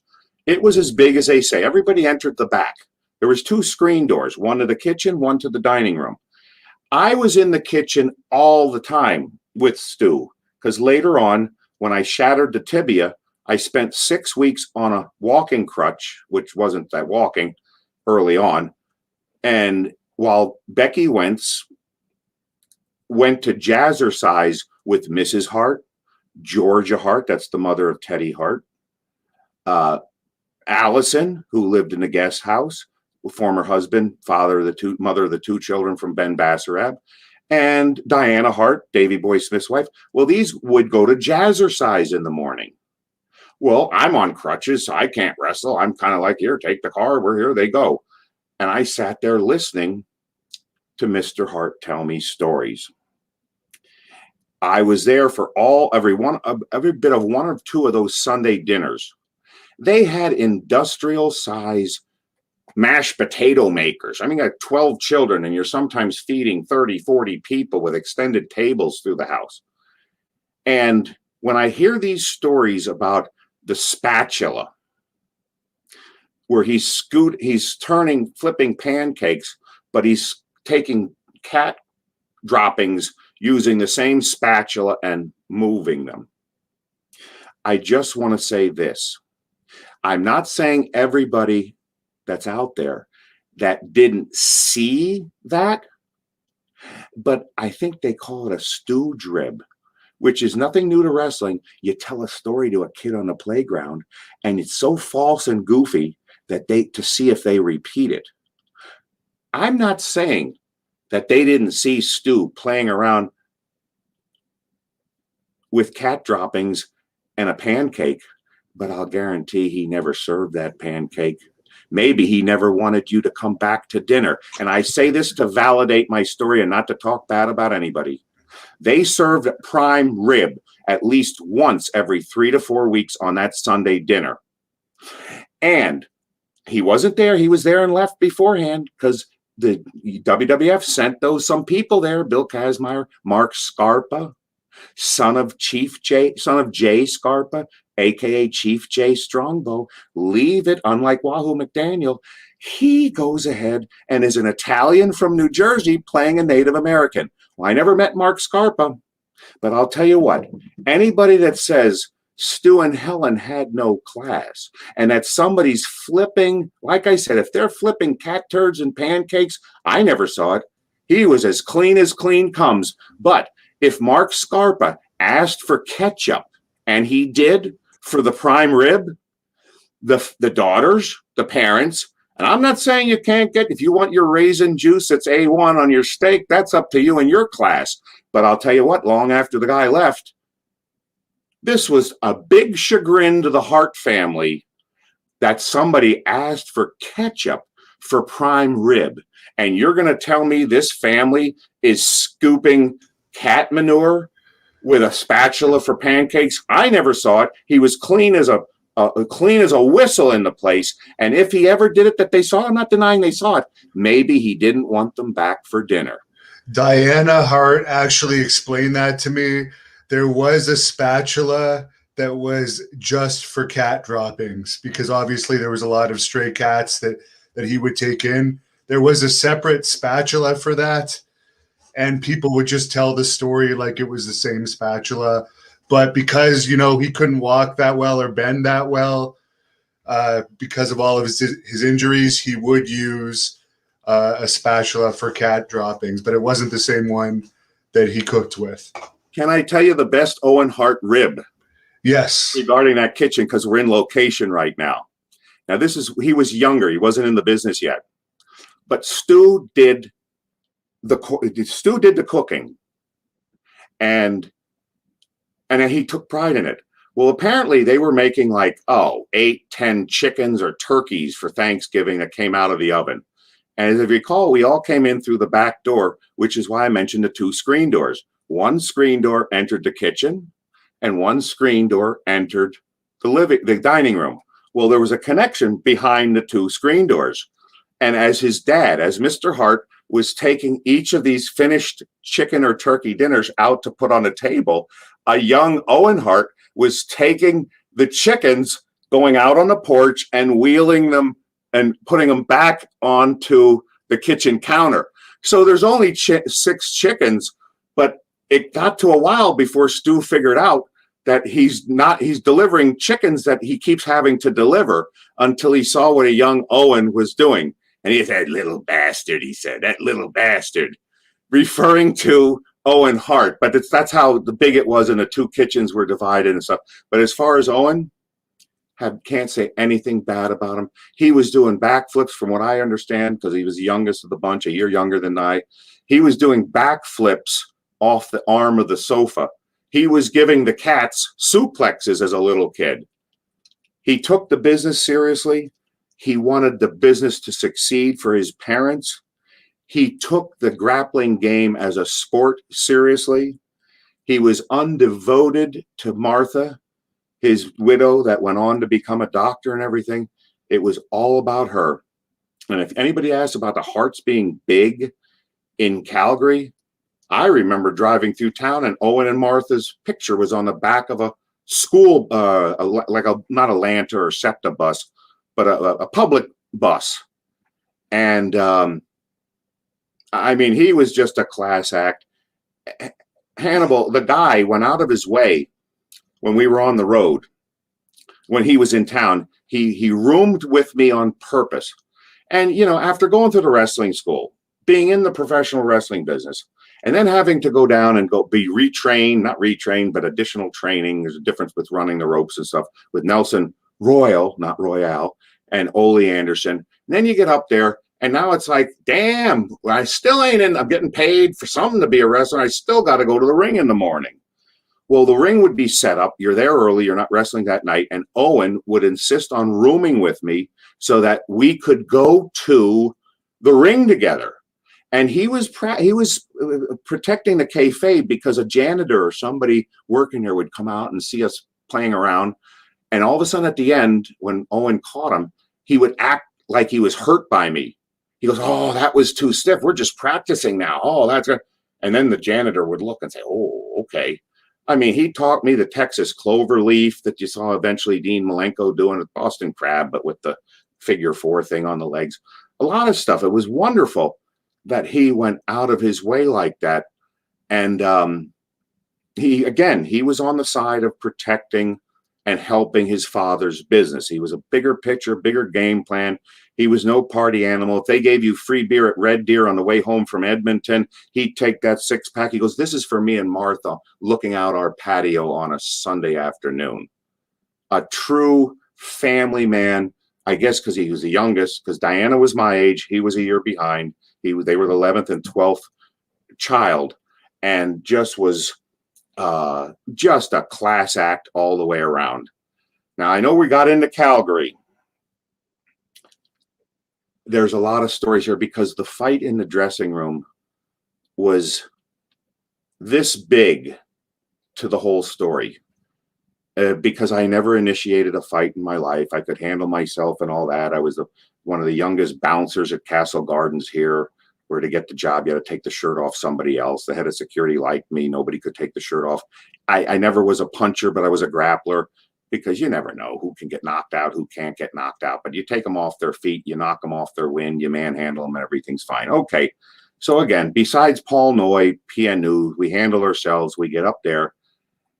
And Bruce Hart, God bless him, Helen's Bambi, as somebody called him, because all the children had nicknames.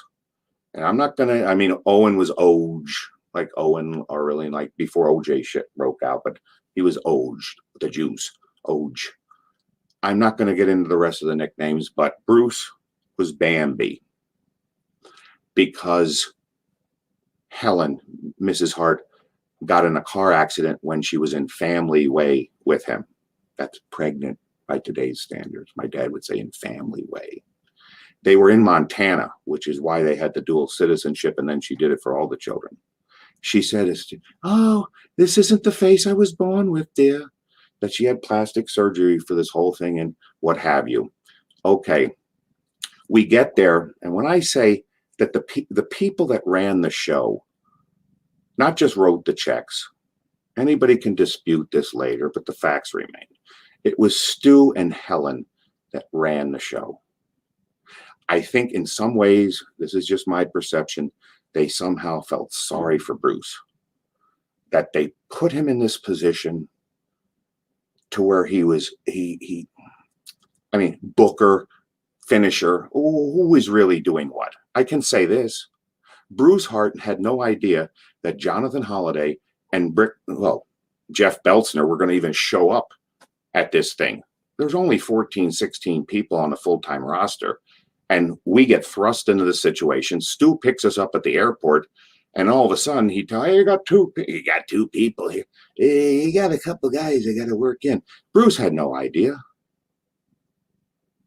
All of this stuff, and the real people, the geniuses behind this, are the ones that Stu Hart hired.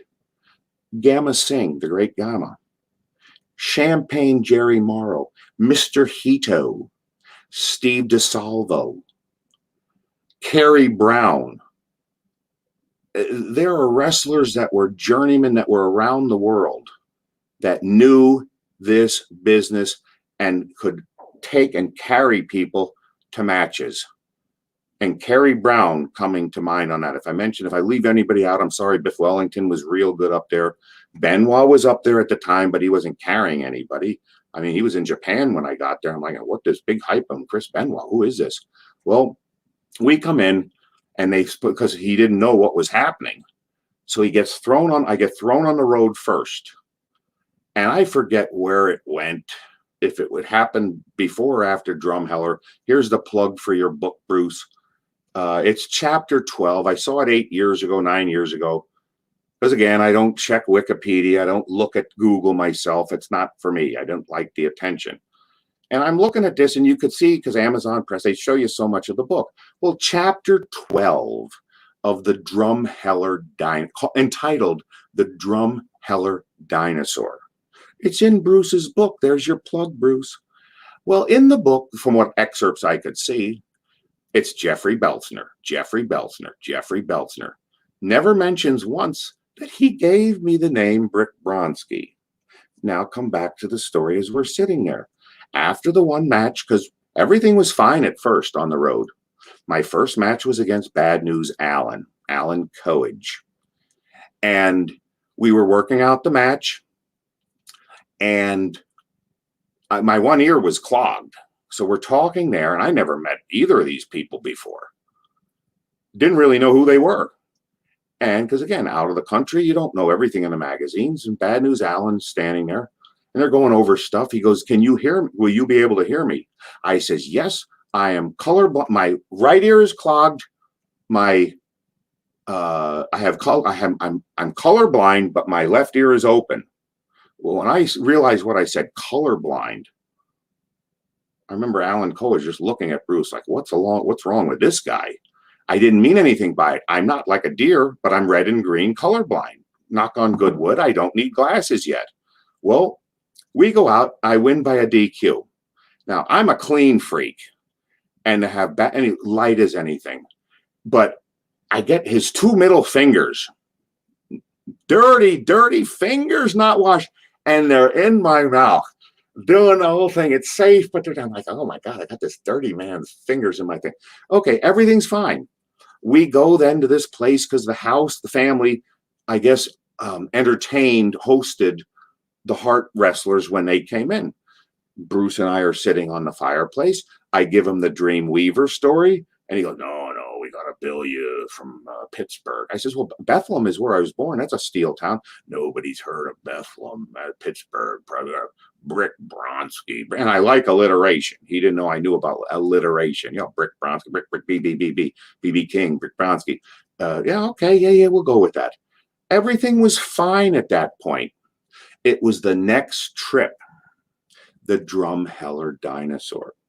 In his book, he equates this to where I'm some crazy person that wigged out over this situation. Well, in the meantime, you got to understand, when we got there with Rebecca, can I show a picture of her real quick? Because she didn't get that. I just want to course. Talking about her. Just to show, because she was instrumental in all of this. Great sweater you have on there, by the way.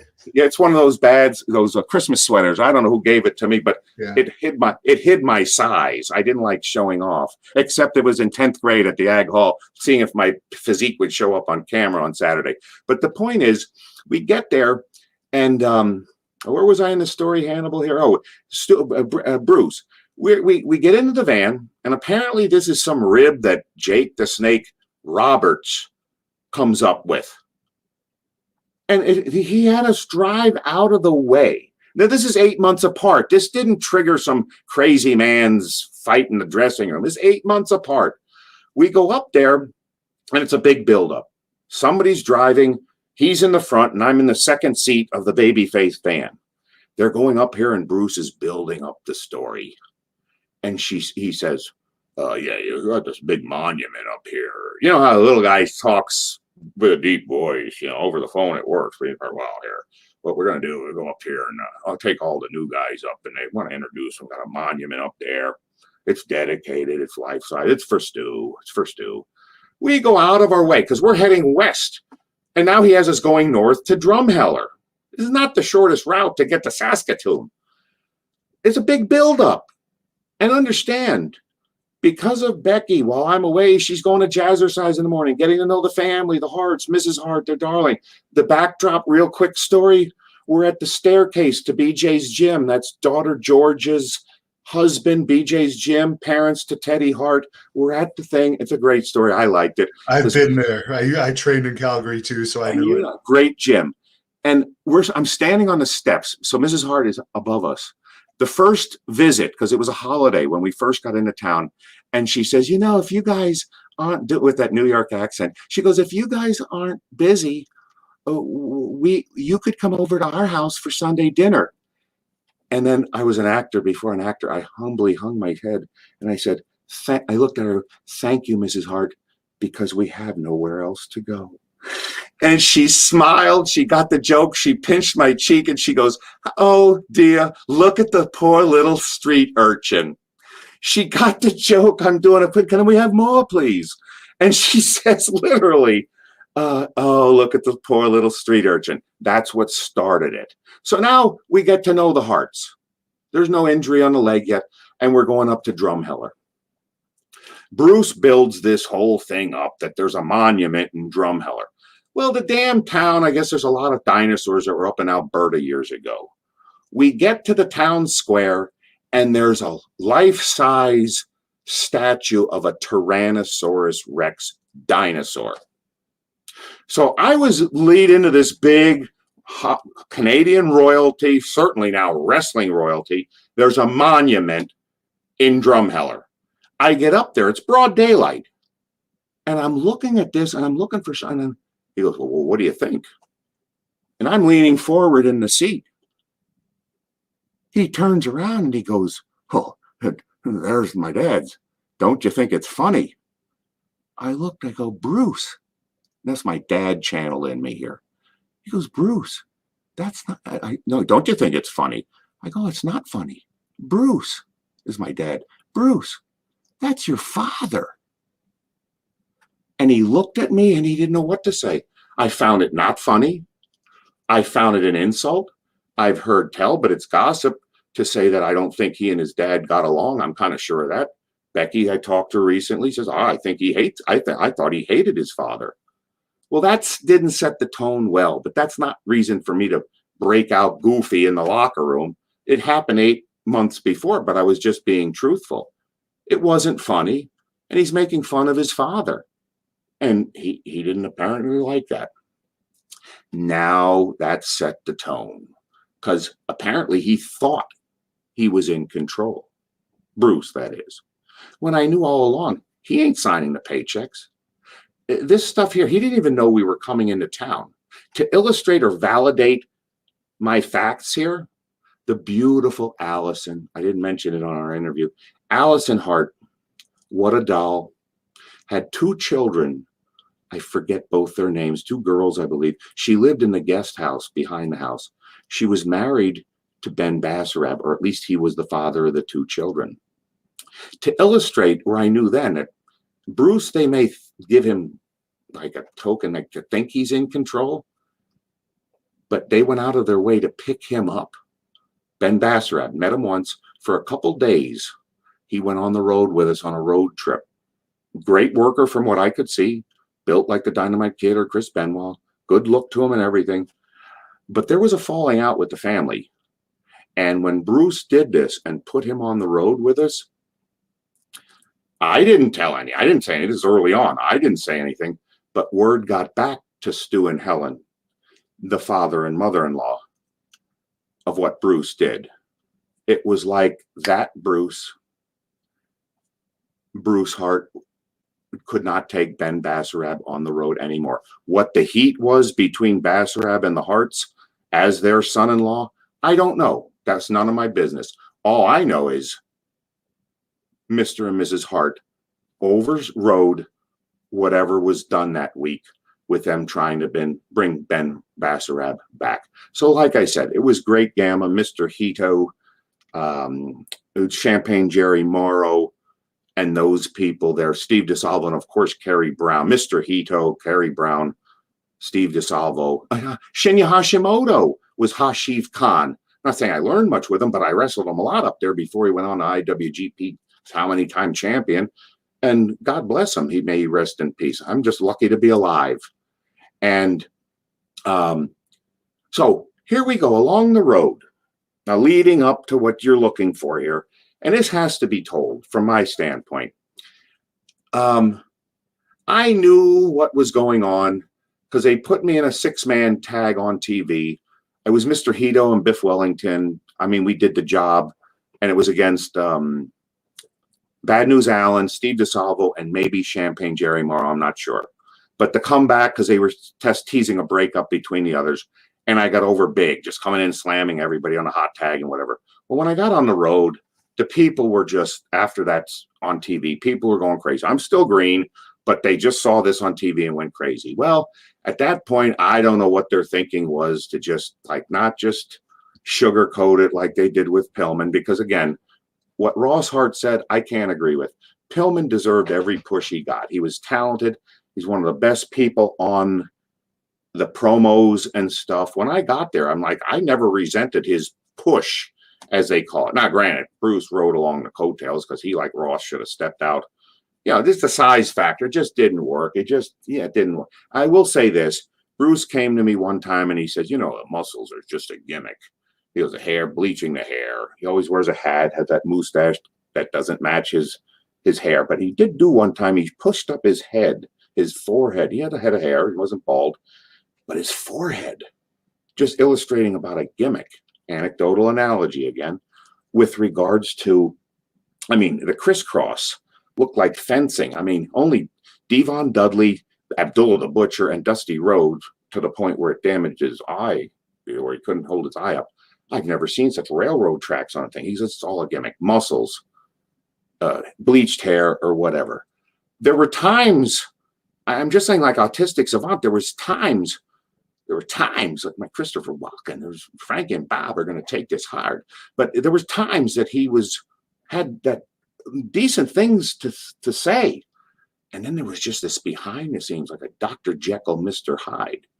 Well, word started getting back to me about him and Pillman running this wrestling camp up there. And I'll just say this again, an anecdotal analogy. If I'm going on auditions in New York and you see a guy come up and say, oh, you look like Hulk Hogan, you're a fan, you did, oh, I love you, muscle, blah, blah, blah. You go down the street, you're watching him, and he's mugging an old lady and grabbing her purse. It's not about how they treat me, it's how people treat other people. And when I heard about, and I went through Brad Rengen's camp, the Vern Gagne School, and when I hear stories about people doing wheelbarrows, where you hold the legs up and they're calling on their hands, that's one thing if you're on grass. But to turn people's hands into mincemeat or lunch meat, and I just, it bugged me. All the things bugged me. I spoke to Becky Wentz that I showed you the picture before this, and she didn't want to come on to do anything. She said, I'll send an email, didn't want to have anything to do with it. Didn't we use a cattle prod too when people were on the treadmill? I think Bruce told me that story himself, that Pillman would throw water on the people while they were on the treadmill that was in the basement and then shock them as well. I'm not going to dispute any of that. I want to say this because I'm going to pull a Tarantino on you. After this shit was done and Keith Hart was in charge, Pillman came back from repairing his tricep, and he and I were like asshole buddies. That's not a gay connotation. That's just like, two guys on the road getting along. Bruce is no longer in charge.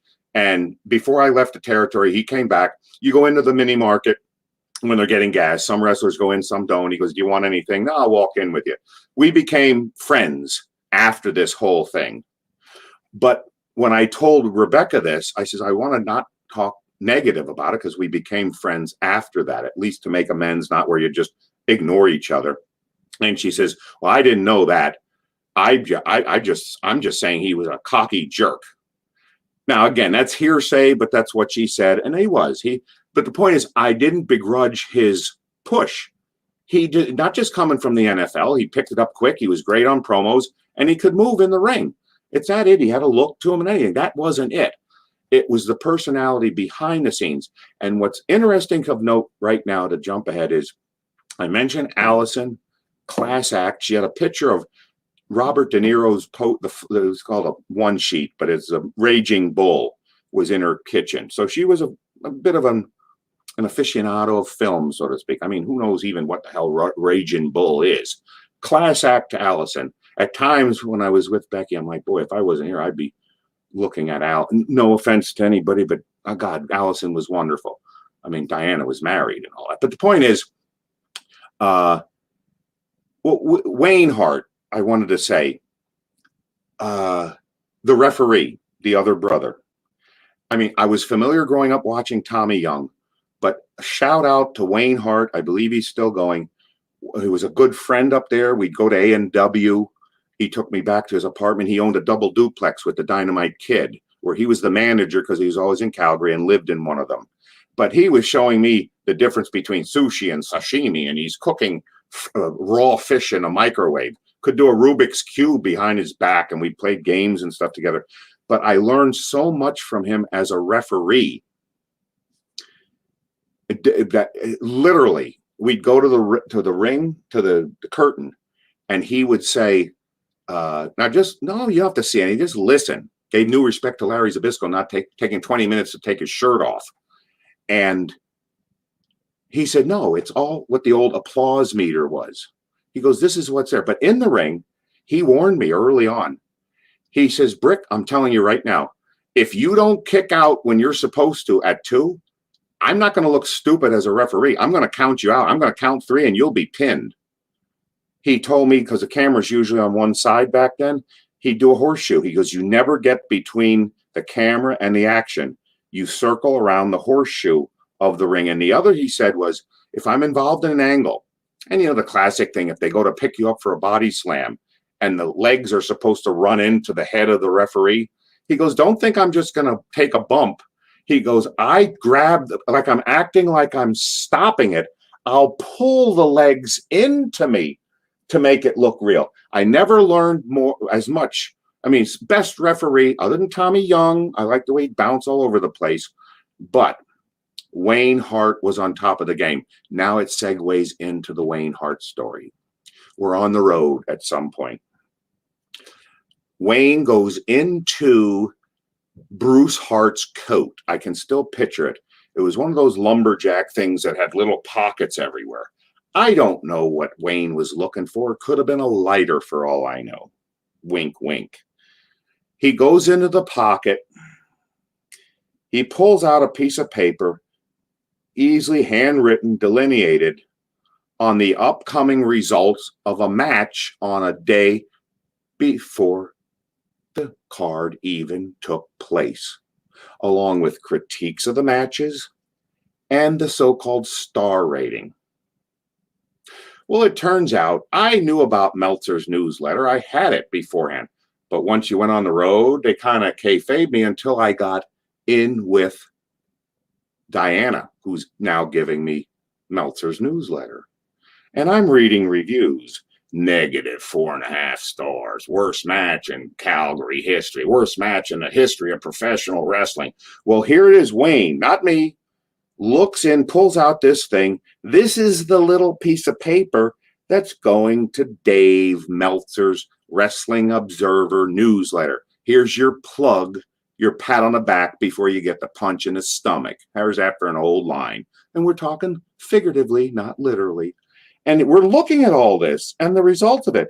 Wayne's showing me, he goes, "Well, it's one thing," and he's talking about his brother. "Well, it's one thing to do something this stupid or this corrupt," whatever his word was. He goes, "It's something to do something like that. But it's even dumber to leave it in your coat pocket for somebody like me to find," meaning him. We put it back into the pocket and went our way. It didn't mean that much. And Pillman was his boy. We get that. But as what's your competitor call him, Uncle Dave? He should have done a little bit more researching as a broadcaster, as a journalist, because it's called yellow journalism. You should have had some common sense, some good goddamn common sense to look at it and say, my matches are on TV. Are they the greatest? I don't know. But they take a match that wasn't first, and if you look at it now on YouTube, they're the opening matches. They weren't the opening match. Am I great? No. But it ain't no negative 4.5 stars. But here's where you screwed up. As smart as you think you were. And there's Bruce Hart in his book calling me, or in his interview, 3 times in a minute and a half, that idiot Beltzner, idiot Beltzner, idiot Beltzner. Well, I'll tell you what, Bruce, we may not be the same, but I'll take an IQ test against you any day of the week, and you're a smart guy. You were pampered, but you ain't no dummy to that degree. But here's my question to you. When I hand this fanzine to Kerry Brown, which what they weren't thinking, both of them, Meltzer and Bruce, looking at it and say, well, this guy was so bad, they forgot about the person with whom I was in the ring. So when your negative bastardization of the art was a reflection on Kerry Brown, when I showed him these reviews, a negative 3.5, 4-star, worst match, whatever, Kerry was livid. He goes, quote, I could have a 2.5-star match with a broomstick. What we have here is a stooge. And he went running across the dressing room looking for Ross Hart. So Ross, I'll give you credit for being probably the most honest in all your interviews. And all you said at the end, well, I think Pillman got the upper hand. Well, we'll see about that. I'm getting to it. One other thing I have to mention, why would you give a match from your own company negative stars? Because it's also a poor reflection on your own company. You should try and protect it. Now you're on my side, Mr. Hannibal. Yeah, but Kerry Brown did not appreciate it. It was dumb. They should have just said, I think in the last interview, I said, just say 0.5 star, 1 star. Just subtly make Brick Bronsky go away, which is what they wanted to do. Again, trying to destroy the people they don't like, to quote somebody famous. And I looked at this, and it didn't bother me at the time. It's like, I'll move on. I don't need Meltzer, and I don't need the guy. At the time, he was in a trailer next to Jim Rockford from the Rockford Files, meaning they lived on the trailer on a beach. But anyway, it don't matter where you come from. But the point is, he should have done a little more research. But you're absolutely correct. It's a poor reflect. When he went beyond Stampede Wrestling, he went to the worst match in professional wrestling history. So yes, you're right. They should have fired me. If I was that bad, they should have fired me long before I got there, or saw some tapes, which they didn't, or understood early on. The guy the guy does have 2 left feet. Oh, he's a 275-pound man that can do reverse handstring spring up to a whatever into a jackknife stand-up. It's like, I'm not putting up myself. I couldn't throw a drop kick. Without injuring myself. Owen showed me, if you'll notice, Owen always used a mule kick, drop kick. He showed me that. I go, I can't throw a drop kick. Neither could Hulk Hogan, though, by the way, but you definitely had the look. I will give you that. You went on to go into movies. So it's not always technical ability. It's true. I'll quote Stu Hart, because I got some good Stu Hart stories. He said to me, and that what endeared myself to superstar Billy Graham in one of the pictures years later. And he said to me, you're the best looking specimen I've ever seen come through the industry. He says, you have a beautiful chassis, but we need to get an engine. We need to put an engine in you. So back to where I'm on crutches. After the Edmonton thing, you'll see it in a January match from Stampede. I got white boots. In April, I got brown boots. There's a total difference there. Am I perfect in the ladder? No, but there was misplacement of things. Didn't know placement. It's a sequence. If I'm getting up to go from here to there, got to pick up things along the way and pick them up along the way back. You don't go from here to there and whatever. The point is, we get up to the setting time. I spent those 6 weeks were priceless. Hannibal. I was able to live with Davey Boy Smith, the British Bulldog, and his wife. That's a separate story. When I fractured the tibia, Becky, who you saw, was already in with the Hart girls. Well, where we were staying at the 333 house we could not, I couldn't function with an old school cast on my leg. I couldn't even wash my head under the spigot of this little old thing. I said, we have to go. When I went to Sunday dinner, we had to go. Diana Hart, I never met the British Bulldog yet. And she said, you don't have to leave. She discussed it again on the side of the Harts of the business. She said, you don't have to leave. I spoke with Davey. We want you to move in with us. I don't think they would have let Davey boys, Diana wouldn't, Bret Hart's sister, I mean, she was gorgeous. I'm talking, and she still is. We're talking a page 3 Calgary Sun girl and never did nudity.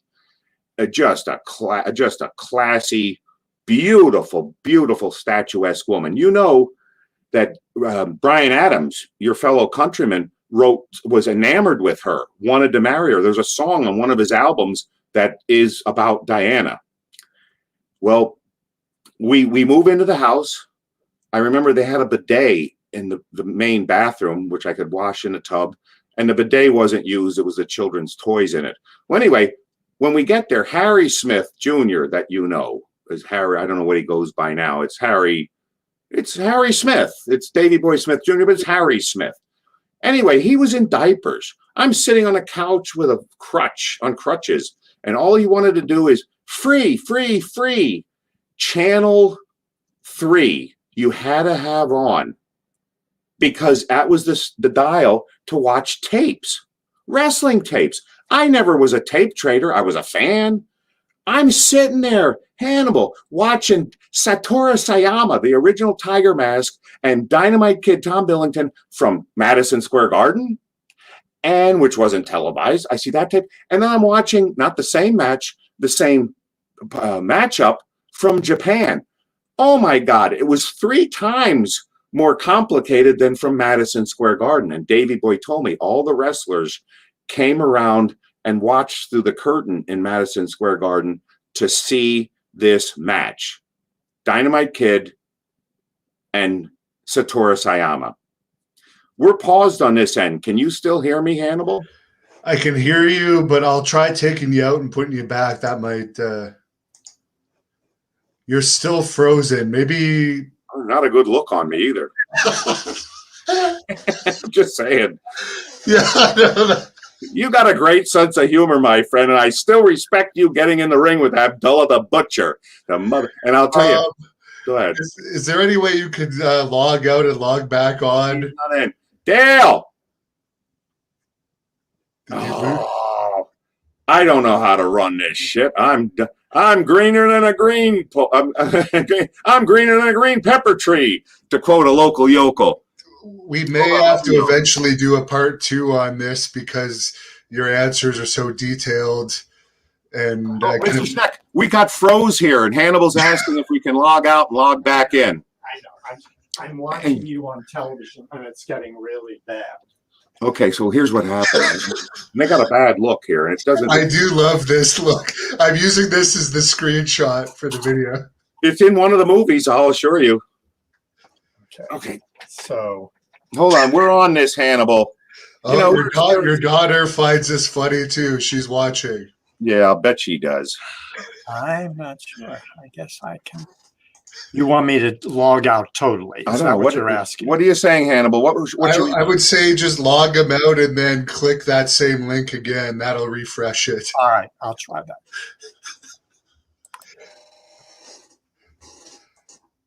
So thank you, everybody, for your questions as he logs back on. Obviously, he's going into great detail in this, so it doesn't look like I'll get to many fan questions. We'll give his daughter a shout out because she's the one that helped hook this interview up, and I'm hopefully going to interview her one day. As she says hello on here. Hopefully he can figure out how to get back on here. Smartphone thinks that makes the show even better. Donnie thought this was one of the best interviews.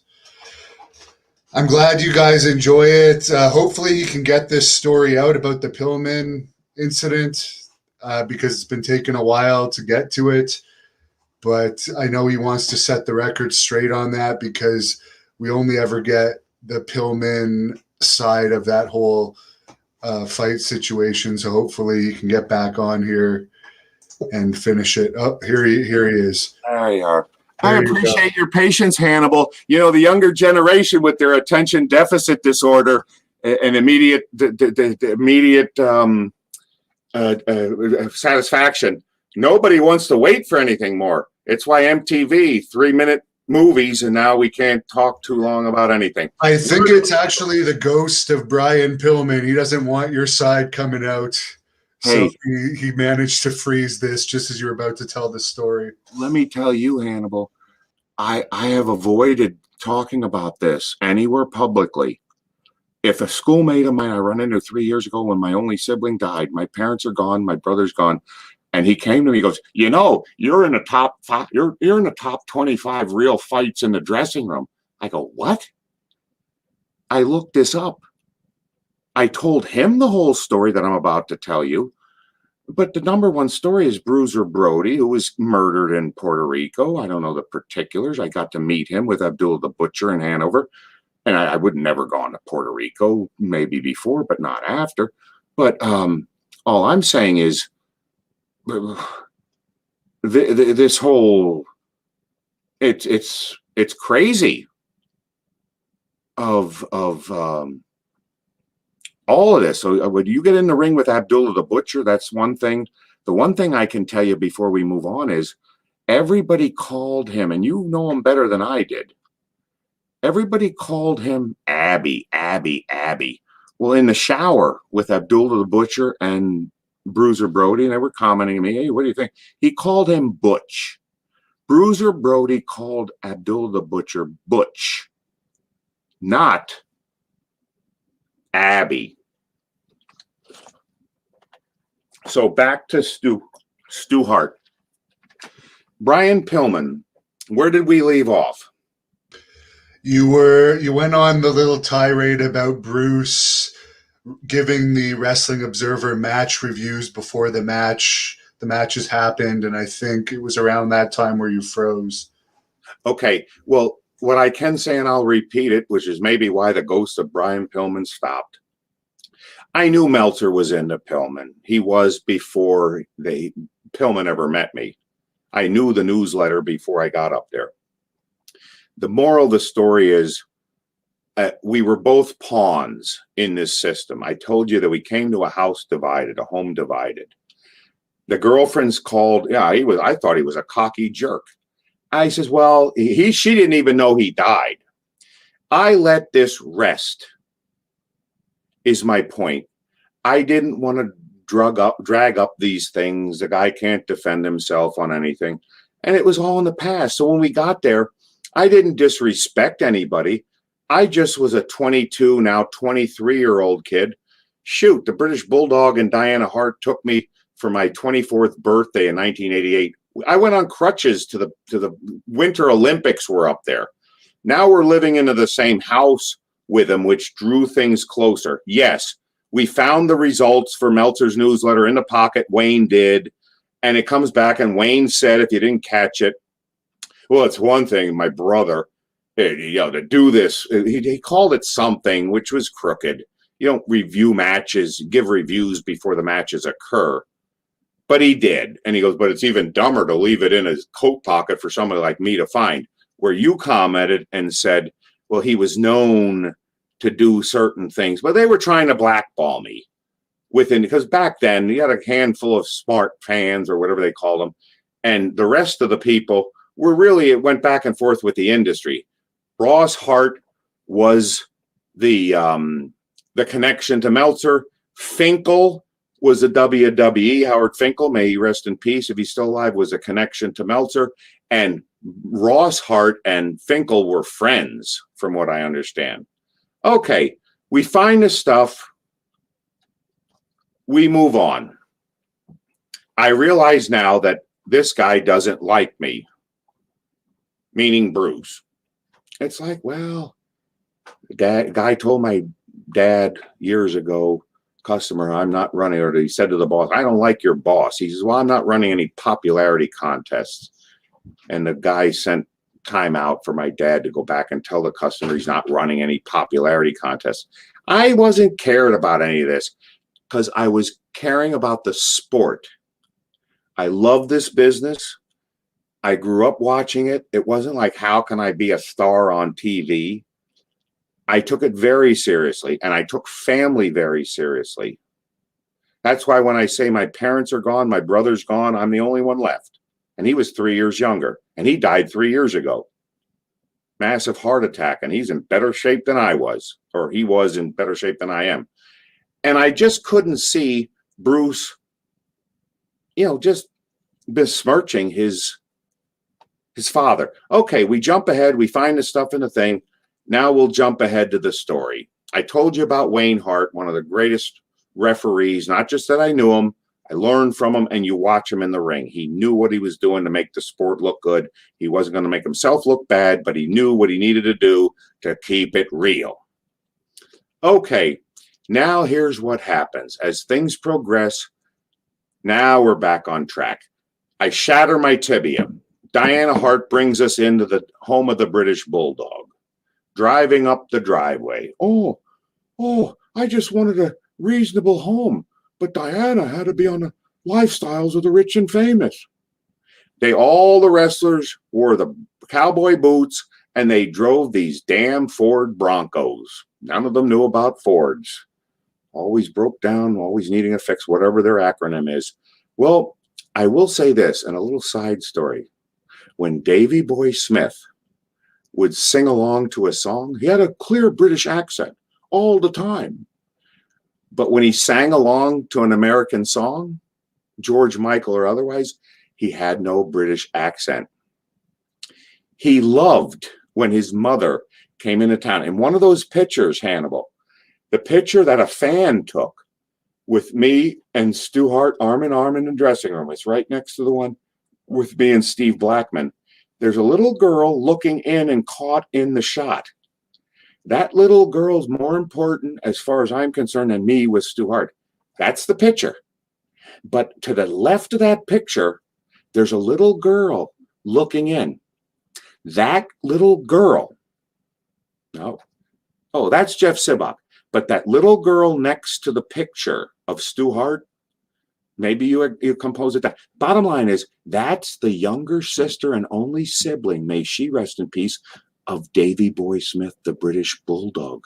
She and Davy Boy's mother were in town while we were living with Davy and Diana, and she happened to come to the matches that night.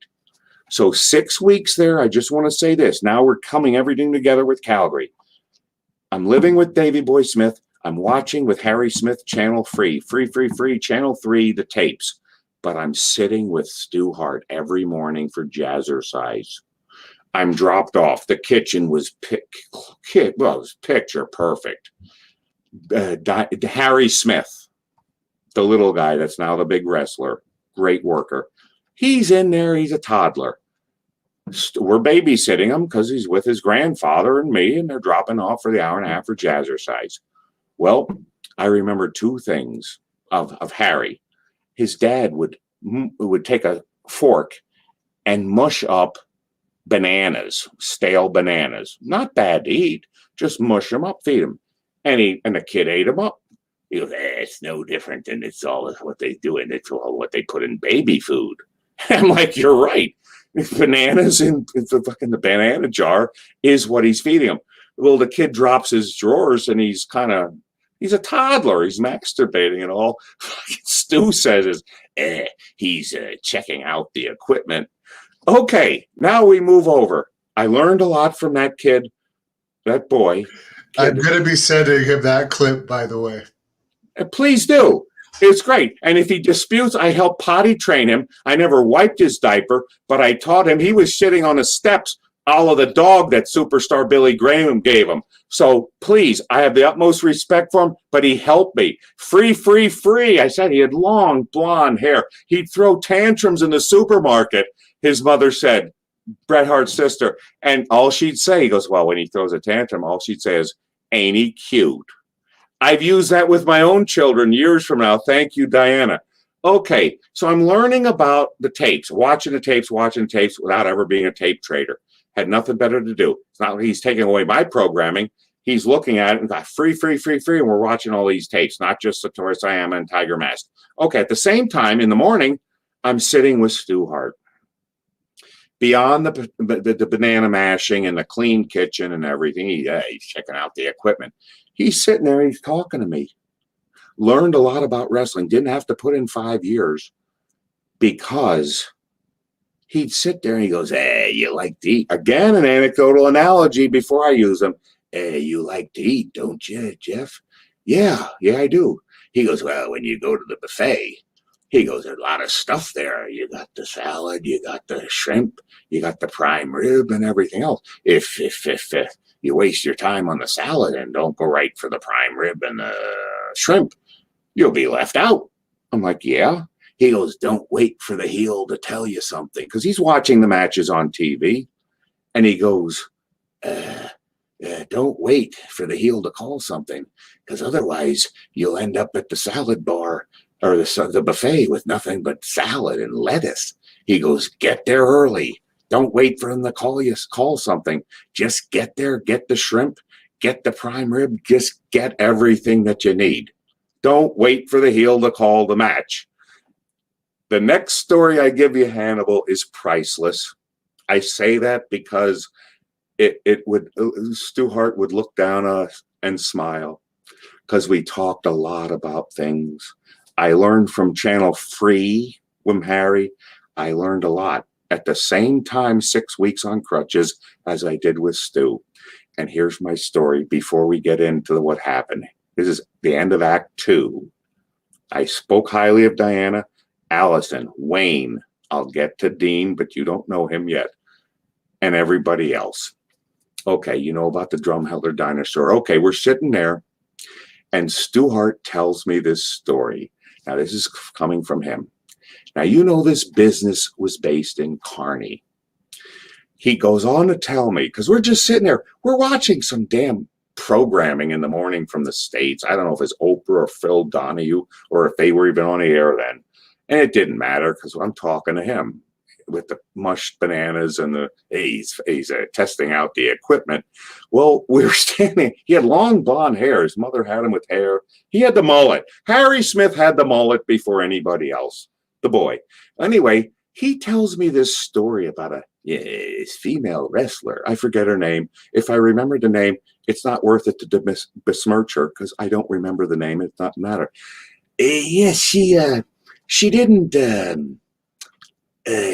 have a fondness. She didn't go out with men, but she had an affinity for this dog, this German Shepherd, and they went everywhere together. Never went out with men. And there was a time where they left the hotel room, and they left on the gurney, and apparently the dog was lodged on top of the woman with the gurney, with the sheet over it on the gurney. And he looked at me cryptically as they took them to the hospital. He goes, Jeff, the dogs ain't built the same way as you and me. And I'm looking at this. I'm listening to this, and he's telling me a story about a woman that's in love. This is bestiality. In love with a German Shepherd that had to go to the hospital. But when he said, I'm thinking like, fuck, I had geography. I had biology lessons. Jeff, the animal, the dogs, they ain't built the same way. So I'm taking this story in. I got to take it as gospel. And I happen to come up. I'm not a topper. I don't need to have somebody tell me a story and then I go ahead and get a better story. But here's the end of it. And here's my Stu Hart. God bless him. I'm listening to this. I'm on crutches. I'm like, you're telling me about a dog, German Shepherd lodged in a woman. I'm like, hey, well, in Philadelphia, in trading places, in Philadelphia, it's $50. Bo diddley for the price of a gun. In Philadelphia, your Canadian story ain't the same. I didn't say that, but I'm thinking about it like, well, right now, before I left, there was a KYW newscaster, NBC affiliate, one of the three, NBC in Philadelphia, looked like Clark Kent. Can I mention his name, Dale? I shouldn't. He was Jerry Penacoli. I'm sure he had enough money, but it turned out that the story in the area, because we're 45 minutes, we're part of their viewing area here in Allentown, or there in Allentown, as it were. And it turns out Jerry Penacoli, he looked like Clark Kent with the glasses, handsome man, whatever. Well, apparently, this is before Richard Gere. There was something about people putting rodents in the rectum. Here's your alliteration. Rodents, whether it's gerbils, rats, rodents in the rectum. Well, this story happened, and it was a big to-do here in Philadelphia, there in Philadelphia. And, you know, you work in a hospital. You don't go just by the news broadcast. The news exercise the end of his contract and then had to let him go, but they couldn't let him go before the end of the contract. Well, he had to go to the hospital because he couldn't remove this gerbil from his rectum. I'm telling Stu Hart this story. He's taking it all in. But he, at the end, I says, yeah, according to the story in the hospital, they said he had to have surgery because he cut himself shaving. And Stu Hart's sitting to the right of me, and he took a while to absorb this information. He looked, and I hope you can see this. He goes, he winced is the word. Meaning, got a carny guy telling me about a woman with a dog inside of her. I tell him this story. He winced. He cut himself shaving. I go, that's the story they gave. But after his contract went up, he left the territory. This is an NBC affiliate news in Philadelphia. Now, it'd be days after. We're sitting watching stuff in the morning. Harry's eating his mushed bananas. And he goes, he cut himself shaving. He'd repeat, he'd bring up, it stuck with him. And now the end, my third act to the story. God bless you, Stu Hart. Sense of humor like nobody else. We're at these Sunday dinners. And there'd be dozens of people here. I'm at the other end of the table. He'd tell a story about somebody that got injured or somebody that was on the sidelines. And I'd yell, and he did it occasionally too, but I did it more than he. And I'd yell out, oh, maybe Mr. Hart, he cut himself shaving. And he would wince again. He'd laugh. But nobody in the room at this Sunday dinner knew what the hell we were talking about. It was a true inside joke. But Mr. Hart, all you had to say was, maybe he cut himself shaving. Like I'm a fucking dumb mark, and maybe he cut himself shaving. He'd look at me, and no matter what he was complaining about, he'd start laughing on this guy. I'm not going to mention his name again, from Philadelphia, but yeah, maybe he cut himself shaving. This guy was a class act, and yes, you don't ask for ketchup for prime rib on a Sunday dinner. It was always a great spread up there.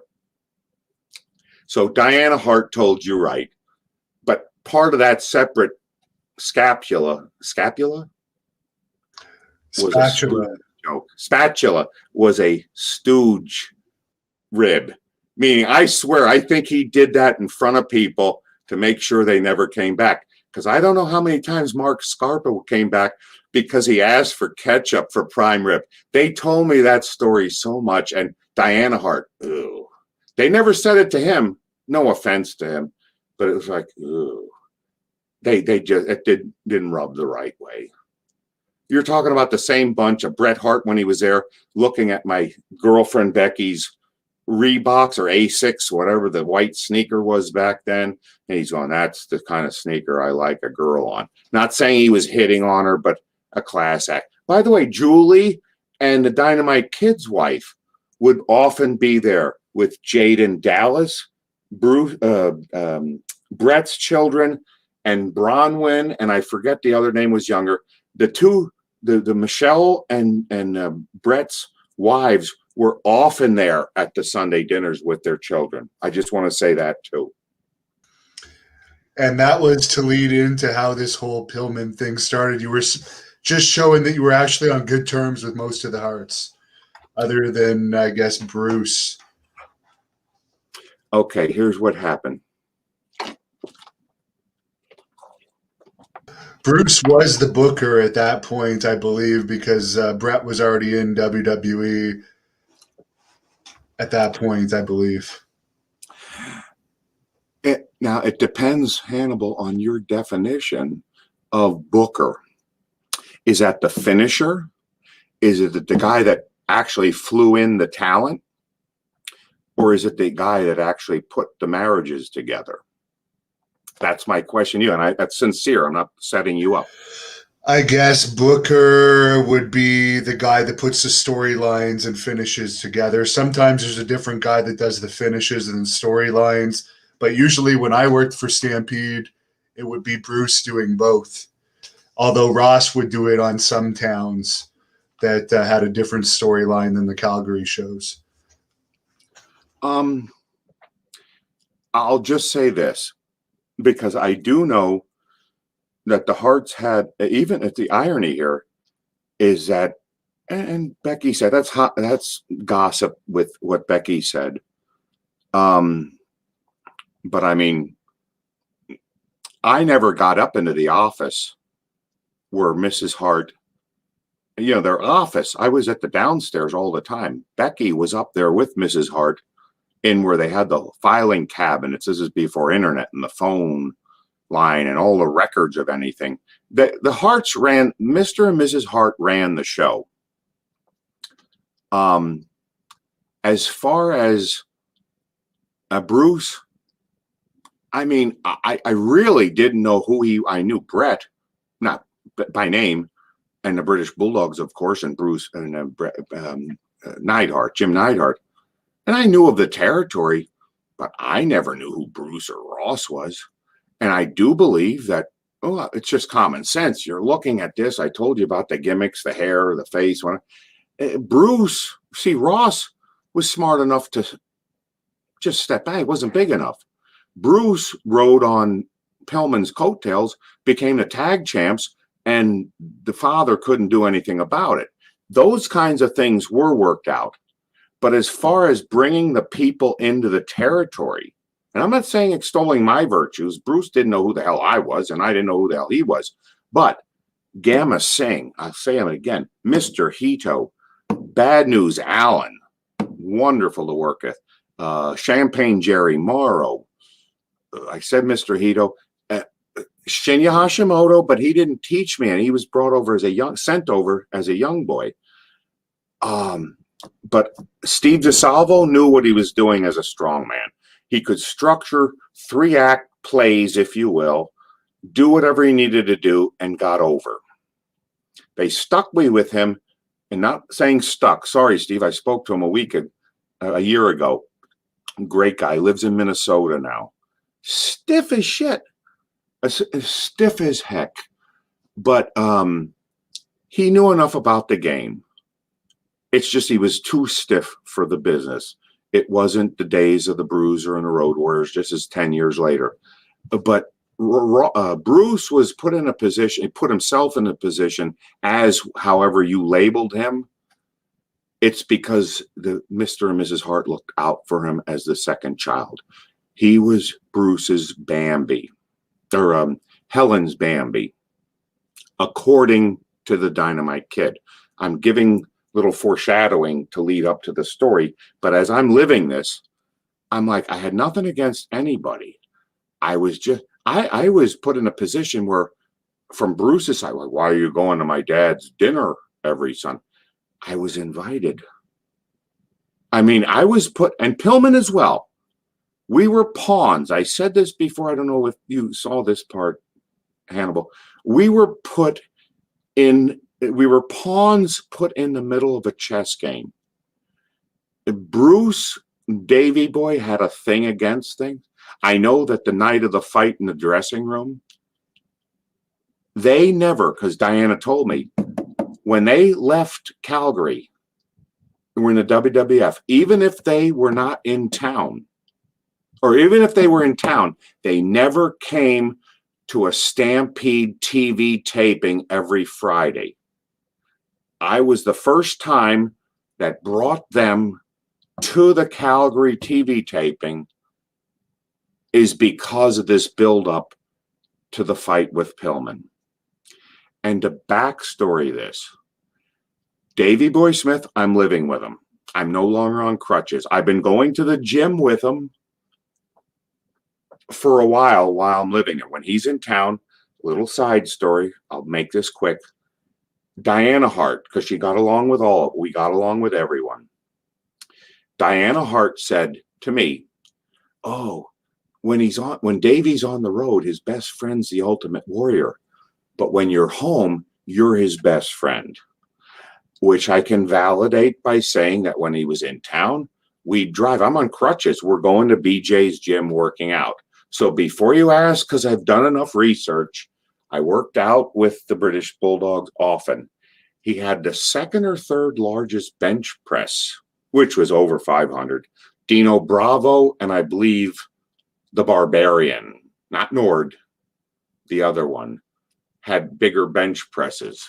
So I would work out with him regularly, and sometimes I was on crutches. And I remember going to BJ's gym. I could work out, and I'm bragging up because you could look at me and see, oh, I'm doing 315-pound incline bench presses. I'm doing 275 behind the neck presses. My bench press wasn't that much. I could do 405 for reps, 8-10 reps. And Davey Boy, oh, come on, let's do a single. He spotted me, and to answer your question before you ask it, he made me do a 455-pound. It was 4 plates and the 2 quarters of a 400. And I was a repetition guy. I did not do singles, doubles, triples. He forced me with him spotting.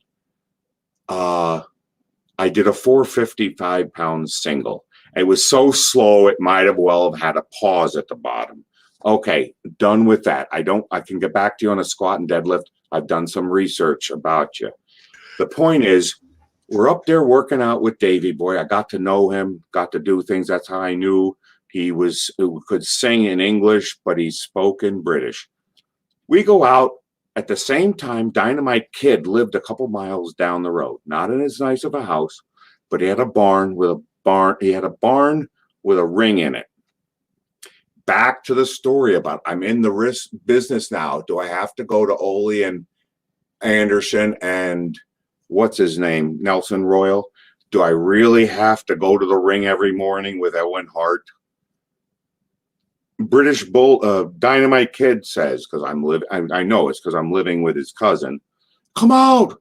I need to teach you. You need to come out to the ring. Well, who the hell is going to turn down the Dynamite Kid after seeing everything and knowing the legend that he is?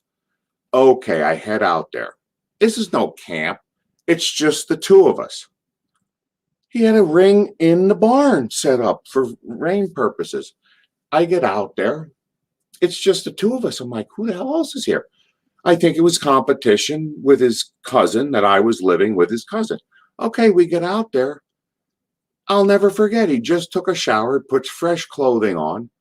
I guess he was a chain cigarette smoker, but the bottom line, I can tell you, tying up with the Dynamite Kid, and I'll call him Dynamite Kid, not Tom Billington. I never called him Tom Billington. And I called Davey Boy Smith David, never Davey or Davey Boy. He was David. Just like I never called Road Warrior Animal Joe or Road Warrior Hawk Mike. It's Animal, Hawk, Animal. Here we are. I get out to the ring. I'm like, why the fuck am I here? Okay. I get out there. I knew why. I get in the ring. I wait for him. He takes a shower. Dude, the guy smelled like cigarette smoke. Not because he smoked a cigarette. He just had a shower. His clothes were clean. It exuded from his pores. I can tell you as we get into the ring, we're tying up. This, if you can see it, is rock hard. In my prime, this is not rock hard. The big muscles are soft. When you touched the Dynamite Kid, Tom Billington, everywhere, And that's not a gay connotation. You're tying up with him. You're touching him everywhere. It's fucking rock hard. I'm like, holy shit. And he exuded tobacco, even though he just took a shower and he's in fresh clothes. He comes out there in the middle of his ring. It's just me. I'm like, what do you want with me? He goes, anybody can do a headbutt off top ring. What I'm teaching you, 80% of the wrestlers on the roster don't know in the WWF. And that happened. He was showing me tying up the tight stuff that everybody's missing now. And he's showing me the Irish whip from the turnbuckle to turnbuckle, from the ring to ring. So no offense to Barry Window, when you're doing this, pulling somebody and slapping them on the back and they run, no good in Calgary. Great worker. Love Barry Windham. These here boys went to Brad Rennigan's school and they made it out alive. Yeah. Learn so much. It ain't about a headbutt off the top rope. Tom Billington, may he rest in peace, thank you for dragging me out to your barn. Okay, follow up. Davey Boy Smith comes to pick up the car because, Dynamite picked me up from Davey's house. It was only a couple miles away.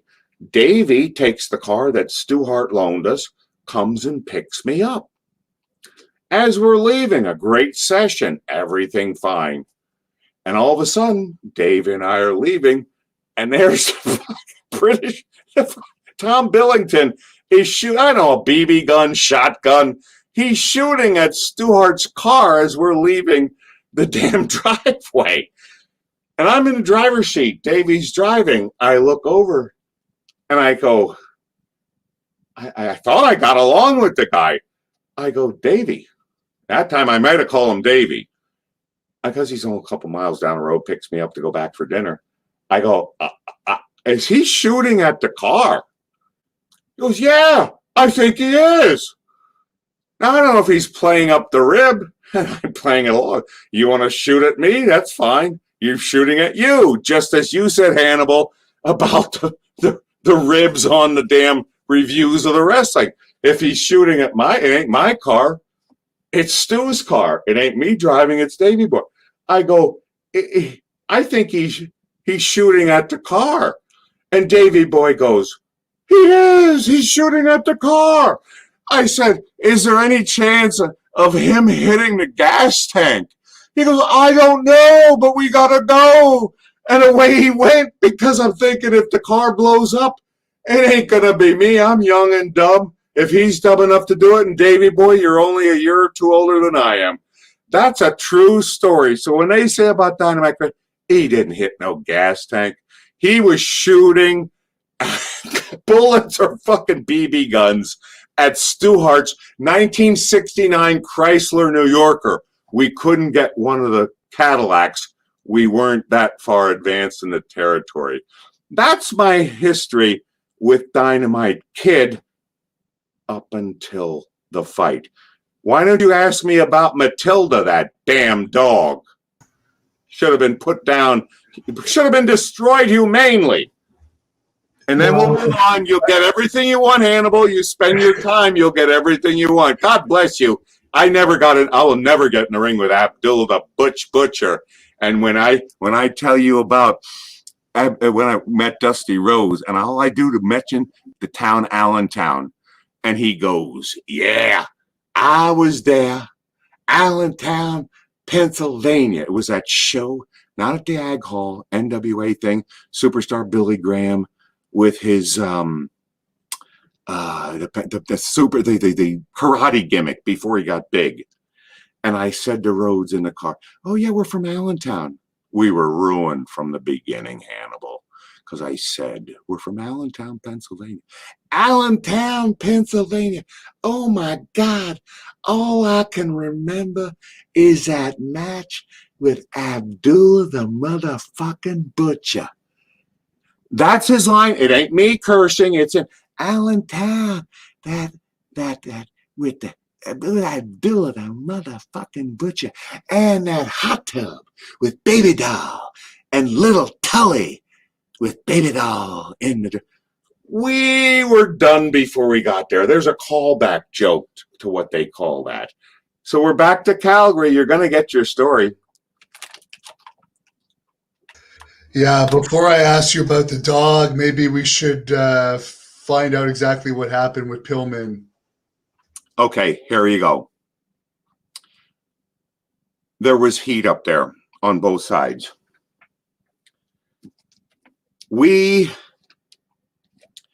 I'm now living with the British Bulldog and Davy's wife, but his Bret Hart's sister.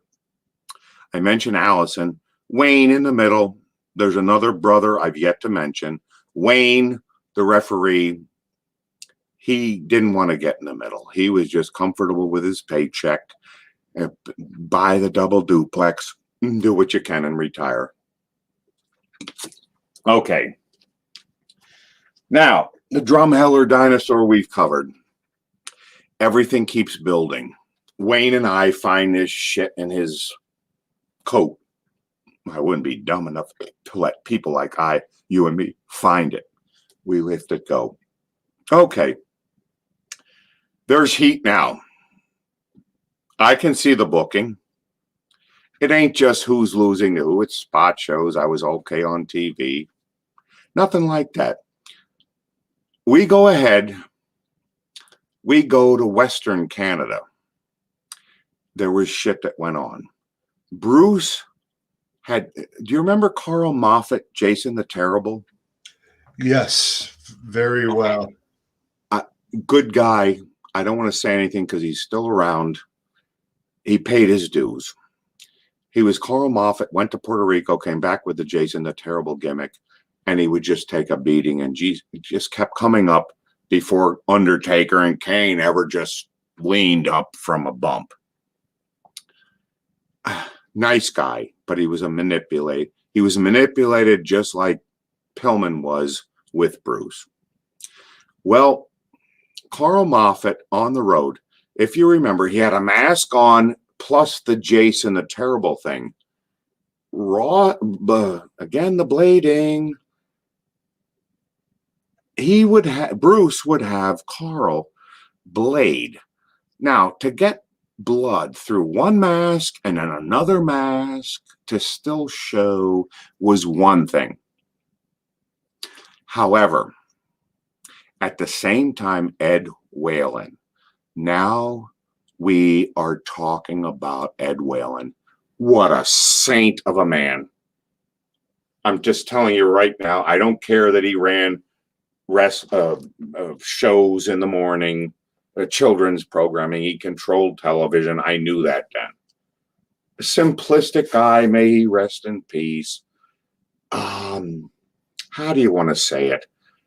Just a good old boy north of the Mason-Dixon line. And I mean that positive.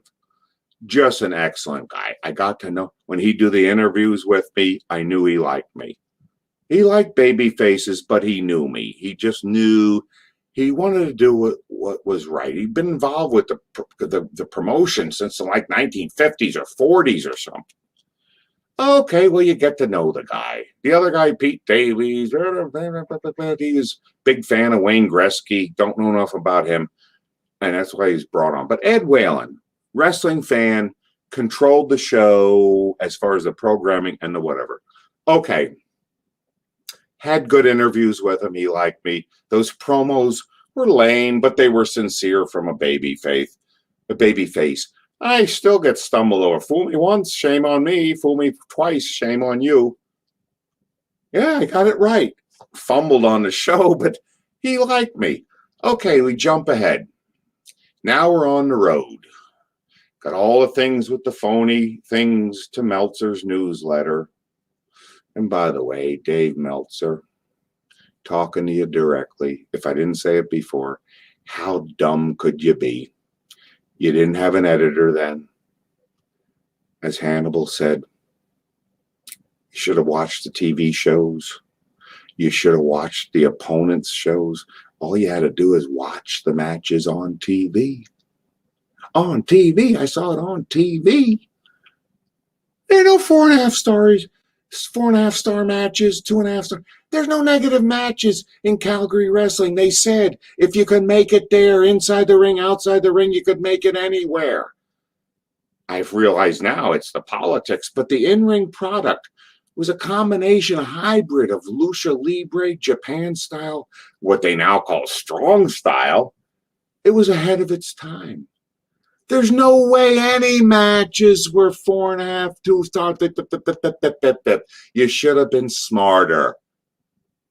So don't put in your book 3 times or in an interview 3 times in a minute and a half, this idiot Beltzner. No. Now, here's where we go from here. We're on the road, Western Canada. The public the family turmoil came into play before we got there. Now it's escalated. You got Allison Hart, you got Diana Hart, you got Georgia Hart. Stu and Helen are keeping a safe face on what's going on, but they know. Owen going back and forth to Japan needs to know his own stipulation and what's happening to his brother Bruce, the oldest. Second oldest, Bruce being the youngest.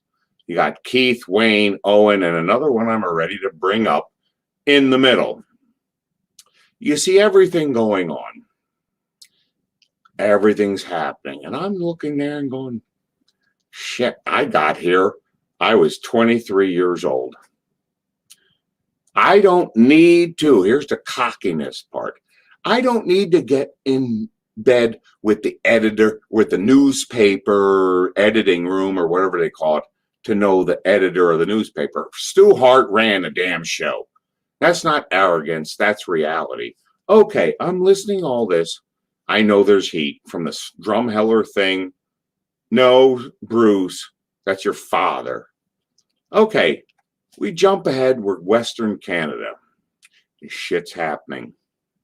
Bruce is having Carl Moffat, God bless him, is drawing blood in towns of 200-300 people, cutting through 2 masks so you could see it. I'm looking at this and I'm knowing that this is everything that the family, about which the family is complaining.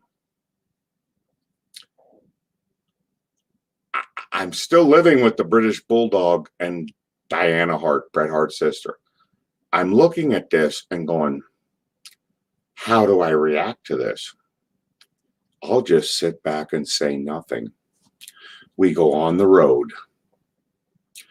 Everything's on the road. Hashif Khan, Steve DeSalvo, Kerry Brown. And Steve DeSalvo, you're the best. But I learned a lot. I mean, he took me to a certain level, but Kerry Brown, you know, with Duke Wild, Duke, whatever his name was, great stuff. Point is, we get back. Now, the Hart family on the negative side, well, on the positive side, they are looking at me going, yeah, he's on our side, which I was. But I knew in high school, you don't snitch, you don't narc, you don't stooge on anybody. I went home, I'm just doing what I need to do. I'm picking up what I need to know. We come back into Calgary. This is before the trip to Montana. By the way, Bruce had people, Carl Moffat blading in 200 people spot shows in Saskatoon. Made no sense to me. Went against his parents' wishes, especially Ed Whalen. Okay, now we jump ahead, we're back. I'm looking at this situation like, what do? I'm too far along. I'm embedded to the British Bulldog and his wife, Diana Hart, that allowed me, Becky, to stay at his house and recuperate. I never met the guy before. He would have never let another man into his house with his wife. No matter what I looked like, it just wouldn't have worked. This was a family situation. Okay, they come back, and now I'm taking this all in of what's happening. Because I was never a big blading guy. I never bladed myself.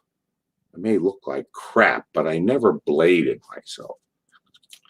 All this stuff really, as a rookie, never made any sense to me. I went on with it. We get back, and all of a sudden, remember, I'm still living with Davey Boy Smith. I've already trained with the Dynamite Kid. Oh, the teacher down, headbutt, the top rope, anybody can do it, blah, blah, blah. It was invaluable training. You're shooting at the car. Is he shooting at us? Yeah, he's shooting at the car. Will he hit the gas tank? I didn't care. If he's blowing me up, he'll blow you up. Okay, everything's done. Now, all of a sudden, it escalates. We go on a trip to Montana, which is a big deal because it's outside the United States. Haver, Cut Bank, Great Falls.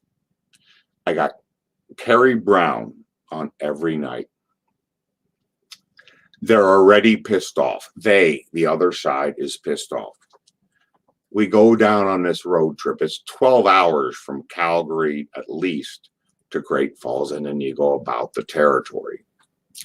When we get down there, you're still with that? Are you still with me, Hannibal? I am, yes. Okay. It's going to go fast, but you need to know all this because it's been waiting 33 damn years. And here's it. I'm not being arrogant. It's just like I said years ago. Talk to me now because I won't remember it tomorrow. Okay, we go to down south. They're kayfabing me. You know what they're giving you the cold shoulder. They're kayfabing me. We go down to Montana.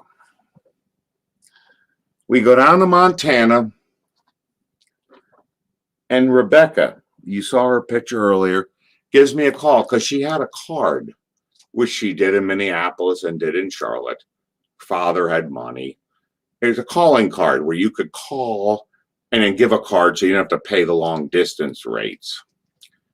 And she calls me and lets me know, Mr. Hart talked to me. And he said, if you don't mind yourself or something like that, if you don't be careful, they're going to have a blanket party with you. And I said back, and I was cocky and young, just as she said, Brian Pillman was cocky and whatever she said. Yeah. I'm 20 now, maybe. I'm 23 now. And I said to her, I says, you tell Mr. Hart, because at utmost respect, I never called him Stu. You tell Mr. Hart. You tell them, because she's warning me.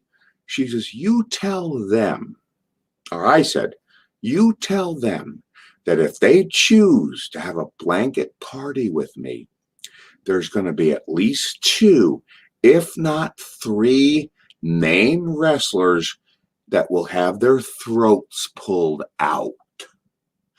I don't know if that worked. I know that it didn't bother anything further. And I was sincere about it. We go down. I'm not a tough guy. I'm not claiming to be a tough guy. I'm just not going to be made an ass out of by the likes of Bruce Rosshart or any.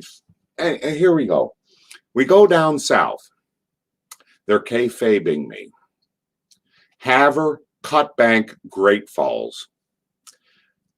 If you ask me, because I'm eliminating your question ahead of time, Hannibal, what's the best match you ever had? Here's my story. We get down there. I'm on a 3-city run with Kerry Brown. I have the utmost respect for him. Oh my God. We go down. We're together. Marriage, whatever you want to call it. It's 30-second Broadways with real Broadway. The people in the audience are timing it. It ain't 30, it's only 18. No, it's right down to the wire. So if you get to the edge at 27, 28, 29, 30, the bell rings, the whole thing. Oh, he's not pinned. It's a Broadway. Okay. We go on the thing. They're kayfabing me the whole tour. It's just as bad as Eastern Canada going south to Montana. We go to the three towns. I'm in with Broadways with Kerry Brown. Okay, we go into 3 shows. It built. At one point, everyone's a 3-minute Broadway somewhere in there. And Jason the Terrible comes up to Bruce in front of me. How did you like that? The baby face threw the heel out of the ring. I did that on match night 2. After the Broadway didn't go my way, I threw the heel outside of the ring. It was wrong. Thank you, Carl Moffat. You corrected me. When he said in front of me on purpose, did you see it, Bruce? The baby face threw the heel out of the ring. Yeah, I did. Okay, Great Falls, 3rd act, 30-minute Broadway. We get through the thing. I give credit, may he rest in peace, to Owen Hart. Everybody kayfabing me, ignoring me in the van. Owen Hart comes to me, who headlined the show. And this isn't staging me up, it's to stage the story. And Owen Hart breaks kayfabe, comes to me and says, out of the blue, I'm not soliciting anybody's shit. I know what I'm doing now. He comes and he says, Brick, you had the best match on the card. I was shocked. I go, thank you, Owen. And he was in the main event. This was like a co-main event. Kerry Brown with a 30. Who the hell gives 30 minutes to somebody? It's not a man. It was up there, but a co-main. I go, thank you, Owen. I said, I got to tell. And I just broke my own kayfabe with their kayfabe and said, I appreciate you saying that. The guy that roomed with me. And I said, you know, here's what I got to say is at that last minute and a half, I felt during the Broadway. I mean, I know you told us everything to do. I'm waiting for the heel. They also said, Kerry Brown he was so excited with the audience reaction that he hadn't thrown a drop kick in 10 years. I'm like, yeah, no, his foot hit me right in the face. Point is, he was excited. We get through the whole thing. I said to Owen, well, wait a minute.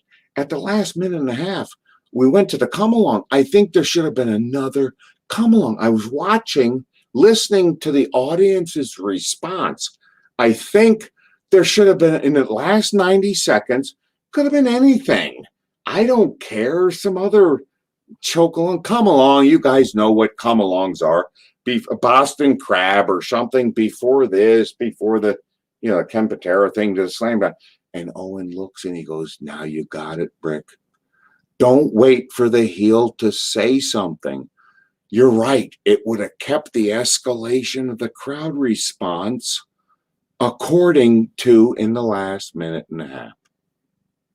Well, I'll tell you what. And whoever commented, which I rarely see, Owen Hart was known for fucking with people. Yeah, he wasn't Sean Wood in fucking with me right now because this was sincere. I can tell you several stories. I shouldn't even be reading these. That's the first comment I read besides my daughter saying nothing earlier. Fuck this guy. Now I'm pulling a cornet. Fuck this guy. He's never been in the ring. I'll tell you, David. But the point is this. Owen Hart was not, I'm glad I read it. Owen Hart wasn't fucking with me. He roomed with me because he looked out for his family business. So I don't need to hear you, pumpkin, commenting on what he did. It was a truth. It was the best match on the card.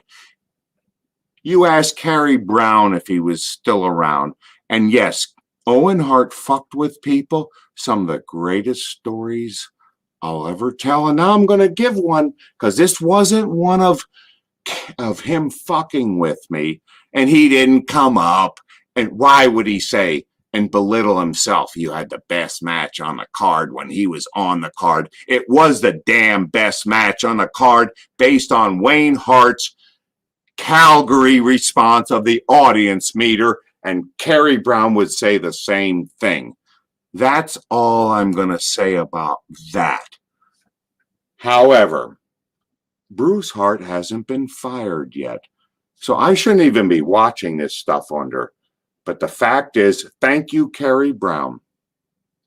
That was wonderful, and that's the callback story to where he saw Meltzer's response of that newsletter 4-star match in Great Falls, where what's his name, Uncle Dave said, he didn't register or whatever he said, the 4-star match, blah, blah, blah.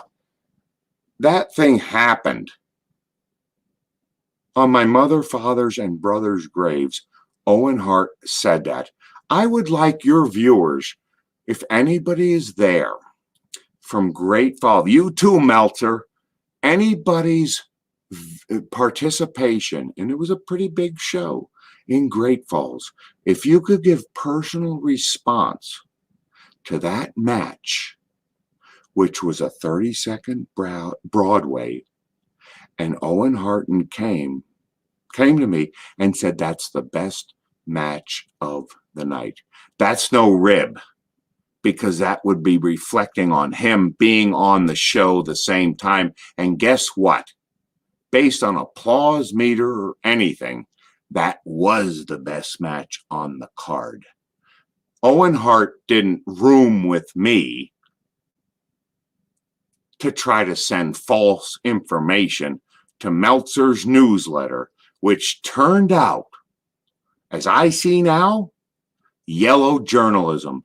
Meltzer, you should have had an editor, done something, at least had the wherewithal to contact my opponents, even looked at the damn programming on TSN Wrestling, Calgary, the country of Canada, and 17 foreign countries with the edit from TSN to the local station to say, if this Brick Bronsky, Jeff Beltzner, was so bad, why would not you have edited out his programming?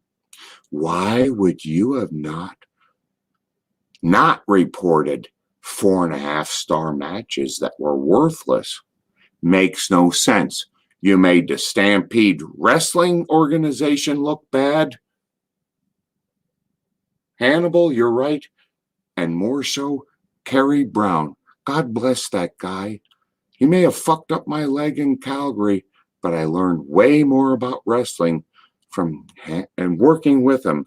Kerry Brown, whether he's the nephew of Bob Brown or not, he was wonderful. That's what happened right now.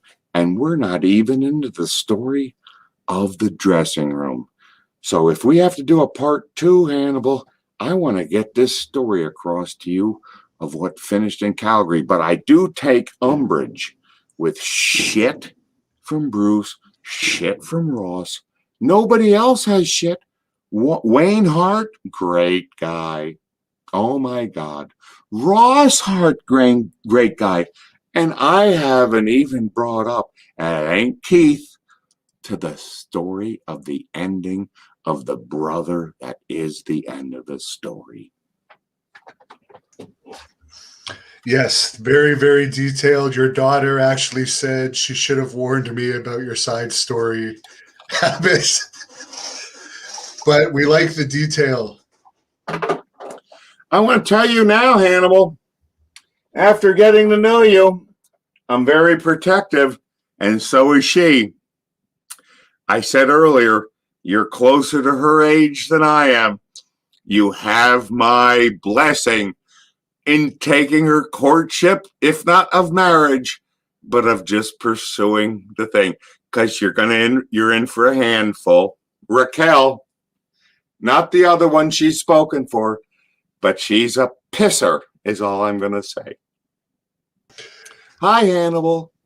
So can we get to the yes. That's what everyone's waiting for here. I know they are. Now, where did we left off? The stuff in Montana with Owen Hart and all the heat that happened there. Okay, so you heard that Owen Hart he broke kayfabe. I was being kayfabed on our 2 road trips. We came down. We're kayfabed. I am. And when we got down there, you got road trips. You're on a hotel room. I'll give Ross Hart credit. We're at some hotel room bar after one of the matches. And he offered me, and you should know about this. Can you hear me? Loud and clear. Okay. Your Labatt's Blue back then, your Labatt's Blue beer, the Canadian content of alcohol was way bigger than here. And I like Labatt's Blue down here. Okay, we're on the same page, right? Yes. Okay. Ross Hart, we're in Montana, and I give Ross Hart credit. He reached across the aisle of the kayfabe. That's why I want to break this and get this over with. He reached over and gave me and I didn't drink then, a Labatt's Blue. And I was the prick heel, whatever you want to call it, and I wasn't a heel. And I says, no, Ross, I only drink with friends. I turned the beer down. Okay, now we're on the bus trip back. I'm in the babyface van. Got everybody in there. Bruce always sat in the front. He never drove. Somebody else drove. Got Jason, a terrible, next to me. I'm to the left. I'm in the sank. And the second seat, and everybody's in the back. Okay. Now, they all know they're kayfabing me because of the shit over the Eastern trip to Canada. Okay. What they were doing, Hannibal, this is an inside story. I'm going to cut to the chase quick because I know you want to know what's going on. Inquisitive minds want to know. Okay, we are going up. What they're doing, which is a unique story, all the boys at the babyface van are toasting each other. One person, again, the babyface van, toasting somebody. Oh, this guy can do this. This guy can do that. And he's praising me for this, that, and the other. Well, what the gimmick was, one would say what they did as an individual. Another person in the van would say, I'm accepting the award for what I've done. Now, these are phony awards. Pillman wasn't anybody then. Bruce, well, he was somebody then. Benoit, but he wasn't. He was Benoit. He wasn't where he was. You got Jonathan Holliday in the back. You got me, Brick Bronsky. Nobody knew any of us because the babyface van was not the heel van with Bad News Allen, with Champagne Jerry Morrow, Gama Singh, all those names, Mr. Hito, Kerry Brown, Steve DeSalvo. That was another van. Okay. Now I'm still being kayfabed. I can read my lips, but I'm not hearing me. I can hear you loud and clear. Okay. Well, we're in Montana. And the same thing is going on with the kayfabe. We get down there. I told you the story about the bar, whatever bar it was in Montana. And I said to Ross Hart, I only drink with friends. Okay, so I ignored the kayfabe. We're getting up above the Montana border, and we go into Alberta. We get up. as we get up to the whole thing, you're still with me, right? Yes, sir. Okay. Well, you keep calling me sir. I told you, Jeffrey, don't call me sir. I'm enlisted just like you. Okay, I got you laughing. Okay, here's the end of the Yeah. story. Your daughter is also here. She wants to know about the marriage talk, but we won't get into that. I won't distract you. My daughter's being intrusive right now and interloping. She needs to shut her mouth and get off this interview until later. She can date you later. You're closer to her age than mine. I approve of the marriage. Will everybody leave this go away? Okay. Now we go up past Montana. As we go up, that's where, and I swear to God, on my mother, brothers, and father's graves, Great Falls, Montana. And if you ask me what my best match was, it was with Kerry Brown, him carrying it. Great Falls, Montana was a legitimate 13-minute Broadway. The day or two after, Carl the Moffat Terrible, oh, did you see the baby face throwing the heel out of the ring? Well, you didn't that night. This was on, and I told you earlier about telling, Owen came to me, God bless him, to say, after everybody kayfabing me, he comes to me and he says, well, you know, you had the best match on the card, and he's giving me critique. I says, I think I should have threw in another come along. He goes, you're right, you got it. He was looking for his parents' best interests of the business. I respect that. Okay, now we head north. The last story before we get to the fight in the dressing room is the people in the van, in the babyface van. What they were doing, Hannibal, is they would give toasts to people in the van. We're all sitting there, babyface van. They're giving toasts. Somebody would say, did you hear about, and one of them would extol the virtues about another. From Pillman sparring with Mike Tyson to the tennis guy, and everything. It was outlandish praise. They went through the whole thing. It all came back.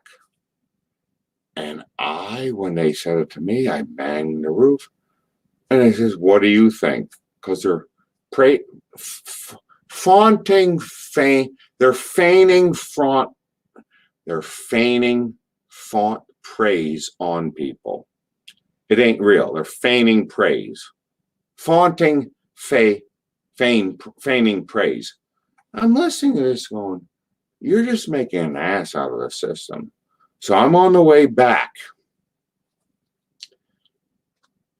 from Canada, from Montana. Montana. Thank you. And we get up there. I did the thing with Bruce. I remember going up there, and Holiday, I'll give him credit. Jonathan Holiday spoke from the back, and he said, you know, we give this guy a hard time. I was given heat from this whole shit, and I just took it. I'm thinking, I'll wait till I get back to talking. I'll wait. I'll talk to the teacher. Yeah, I waited, and I give Holiday credit. He said, you know, we give this guy hassle, but I was with him in Charlotte. He's every big as Lex Luger. He's way more talented. You guys give him a hard time, but he's the biggest thing. He's bigger than Hulk Hogan. This is bigger than anything you guys are talking about. Thank you, Jonathan Holiday, wherever you are. Thank you. Because he did it. He was in the back of the van, because wrestlers in the back of the van weren't, no offense. He did what he needed to do. I took it in, and I appreciate it, because I went to the territory with him, and he said that. And I will say this. When he gave the toast in the back, Jason the Terrible, Carl Moffat, sitting next to me. He looked at me and did this and handed me a beer. And I looked at him. It was sincere from both of them. It was too far gone. I was already in bed with the hearts, and my answer was, and they're asking for a response. They're giving me a toast. And I said, no matter what they say, all I can say is, Mr. Stu Hart will not appreciate the way you strike the hood of his van repeatedly the way you do with those bangs. And I wouldn't appreciate, I don't think Stu Hart would appreciate you banging the roof of his van. I looked over and everybody had just a dumbfounded, agape look of an open face to say, oh my God. It's the way I felt at the time. It wasn't the right answer. These guys reached out to me. Holiday, Carl Moffat. I love this guy. If he's still around, he came up with the chops and fucked with me according to Bruce Hart. I chopped him back. Oh, it's a chop. And then it went away. That I respect to everything that happened. But by the time we got back to the territory, and I could have, from Bruce Hart's, Stu Hart, Ross Hart's, that blue shit, that brass ale, that damn beer, and this over here and everything. I'll tell you what, they made every effort, from Bruce Moffat to the Labatt's Blue to Ross Hart saying, have a beer, I only drink with friends. They made every effort, but I was already stuck in the mud. And then I can end with the rest of the story. Please tell me, and then I can move on, because we can do a part 2, Hannibal, but that's where we are right now. I think we'll have to get the rest of your career in a part 2, but do you want to tell the actual incident with Pillman to not leave the fans hanging? Yeah, I won't do that because that's not fair. Here's what happened. We come, I don't want to stand, everything's out of sequence here. Look, and this is the part I wanted to get by. It's a long build-up. There's a long more. Thank you for the part 2. You are the best, Hannibal. I really appreciate that and what you're doing. Here's what happened. We get back from the Montana thing. Another great shot that makes me look like shit. Okay, we get back. We go in. I'm living with Dynamite Smith. I got the training with the Dynamite Kid. The both of them are in cahoots. They're cousins. Hannibal, I've never struck a person first in my life. I've been in a lot of fights. I'm not, gotta watch what I say. I'm not one of these. I worked as a bouncer when I was 18, wasn't old enough to be 21 to be in there. I haven't been knocked out by beer bottles, wine bottles, or whatever. I slapped by Pillman. I slapped him in the face. I didn't punch him. It's the first time I instigated a fight. Let's go back to that. We're in Calgary. I could carry myself. I'm not extolling myself as a tough guy or anything. I'm not. That's not for other people to decide. Damn it, you froze again. Yeah, I got there. Can you hear me now? Yeah, we could hear you, but you freeze in the funniest poses.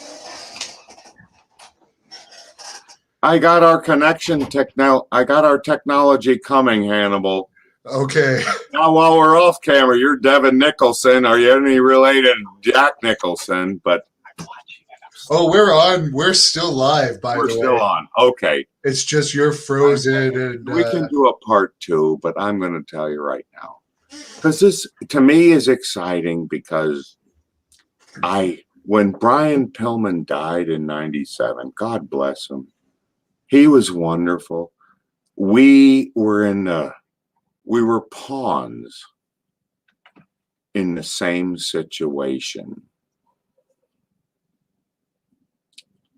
Can you still hear us? I can still hear you perfectly. It's just your picture's frozen, and I understand the pawn. At least it looks better than the picture before.